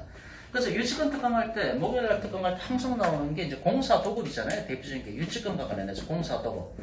그 이 공사 대금 채권인데, 공사 대금 채권은 법에 명시가 되어 있듯이 몇 년짜리입니까? 3년짜리 소멸시효에 걸리는 겁니다. 지금 소멸시효라는 게 단기 소멸시효가 1년짜리가 있고 3년짜리가 있고, 상사 채권은 5년이잖아요. 상법에. 상사 채권은 5년이고, 그 다음에 민법의 일반 채권은 10년이지 않습니까? 10년. 이런 것들이 있고, 그 다음에 이제 물건은 20년이잖아요. 물건은 20년이고, 이렇게 이제 소멸시효가 각각 다르다는 얘기죠. 다른데, 공사대금 채권은 소멸시효가 3년이라고 거기 명시가 되어 있지 않습니까? 그러니까 유치권 주장하는 사람이, 만약에 내가 유치권 주장하고 싶다. 그러면은 3년 이내에 적극적인 권리 행사를 해야 됩니다. 그러니까 이게 이제 뒤에 판례가 또 나오는데, 유치권은 주장하지 않습니까? 유치권 주장하는 거하고 소멸시효는 별개잖아요. 소멸시효.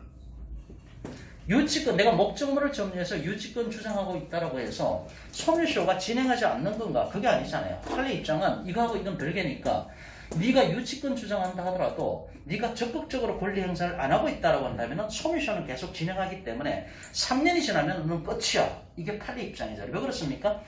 유치권이라는 것은 아까 첫 시간에 말씀드렸듯이 유치적 효력이라는 것은 내가 니한테 내 돈 받을 거 네가 대신 내놔 이렇게 적극적으로 청구할 수 있는 권리가 아니라 낙찰받은 사람이 나한테 인도 명령을 신청을 했을 때 나는 돈 줄 때까지 거부할 수 있는 소극적 권리에 불과하잖아요. 거절할 수 있는 거절권, 항변권에 불과하거든요. 내가 적극적으로 니한테 돈 달라 이런 얘기를 못 하잖아요. 그럼 내가 유치권 행사하고 있다라고 해서 내가 니한테 적극적으로 돈 달라고 권리 행사를 한 겁니까? 그게 아니잖아요. 소멸시효라는 얘기는 자기 권리가 있으면 자기 권리를 권리 위에 잠자는 자의 권리는 보호받지 못한다 그거잖아요. 너무 오랫동안 권리 행사를 안 하면은 네가 권리 행사를 안 하겠구나 이렇게 생각하는 거니까 네 권리를 쪽내겠다. 이게 소멸시효 제도가 되지 않습니까? 그게 3년이라고요. 근데 유치권 주장하는 거하고 저희가 적극적으로 채권 주장하는 거는 별개의 문제라는 얘기죠. 유치권 주장은 소극적인 항변권에 불과하다는 얘기죠. 낙찰자가 야 너 나가 있을 때 민사집행법 91조 5항에 보면은 네가 나한테 그 공사대금 채권을 나한테 네가 채무자는 아니지만은 그걸 네가 대신 물어주지 않으면은 나는 여기를 비켜줄 필요가 없는 거야. 이렇게 하는 소극적 항변권, 거절권에 불과한 거지. 그 자체만 갖고 내가 적극적으로 돈 달라고 어떤 권리 행사를 한 게 아니잖아요. 별개 문제라고요. 그렇기 때문에 유치권 주장을 했다라고 해서 소멸시효가 진행하지 않는 것은 아니다. 소멸시효는 진행한다는 얘기죠. 그럼 3년 이내에 유치권 주장을 하고 3년 이내에 이게 공사도급 채권이 3년이니까요. 3년 이내에 나는 뭐 소송을 제기하든 뭘 하든 적극적으로 돈 달라고 채무자를 상대로 적극적으로 권리를 행사를 해야 됩니다. 낙찰자는 이쪽에 있고 원래 채무자는 이쪽에 있잖아요. 그럼 이 사람을 상대로 내가 3년 이내에 적극적 권리 행사를 해야 된다고요. 근데 유치권 주장을 하고 있다고 해서 이 사람이 착각을 하면 안 된다는 얘기죠. 유치권 주장을 하고 있는데 3년 동안 원래 채무자한테 아무것도 안 했다. 적극적인 채권 행사를 안 했다. 그럼 유치권 끝난 거야. 3년 딱 지나면. 이걸 구별해야 되고 그 다음에 이제 공사대금 채권은 3년짜리인데 이게 소송에 들어가서 확정 판결을 받는다? 확정 판결을 받으면 3년이 아니라 어떻게 됩니까? 10년으로 늘어나죠. 그죠? 예, 이것도 이제 목요특강 시간에 맨날 나오는 얘기고 그거는 밑에 165조를 보면 나옵니다. 165조 보시면요. 165조 판결 등에 의하여 확정된 채권의 소멸시효 1항 판결에 의하여 확정된 채권은 단기 소멸시효에 해당하는 것이라도 그러니까 1년짜리 3년짜리가 단기 소멸시효잖아요. 1년짜리나 3년짜리에 해당하는 것이라도 그 소멸시효는 10년으로 늘어난다는 겁니다. 10년으로 예, 그렇게 되는 겁니다. 저 이제 목요특강 시간에 이제 공사대금 채권이 맨날 유치권 관련해서 나오는데 공사대금 채권은 3년짜리고 1년짜리가 아니라 3년짜리입니다. 3년짜리고 이게 소송 들어가서 판결이 확정되면은 그때부터 10년으로 그때부터입니다. 그때부터 10년으로 늘어납니다. 그때부터입니다. 확정 판결 나면은 그때로부터 10년으로 늘어난다는 겁니다. 그거는 저희가 상식적으로 좀 알고 계셔야 될 것 같습니다. 저 이제 뭐 배터리가 다 돼가지고 보니까 시간도 다 된 것 같고 오늘 여기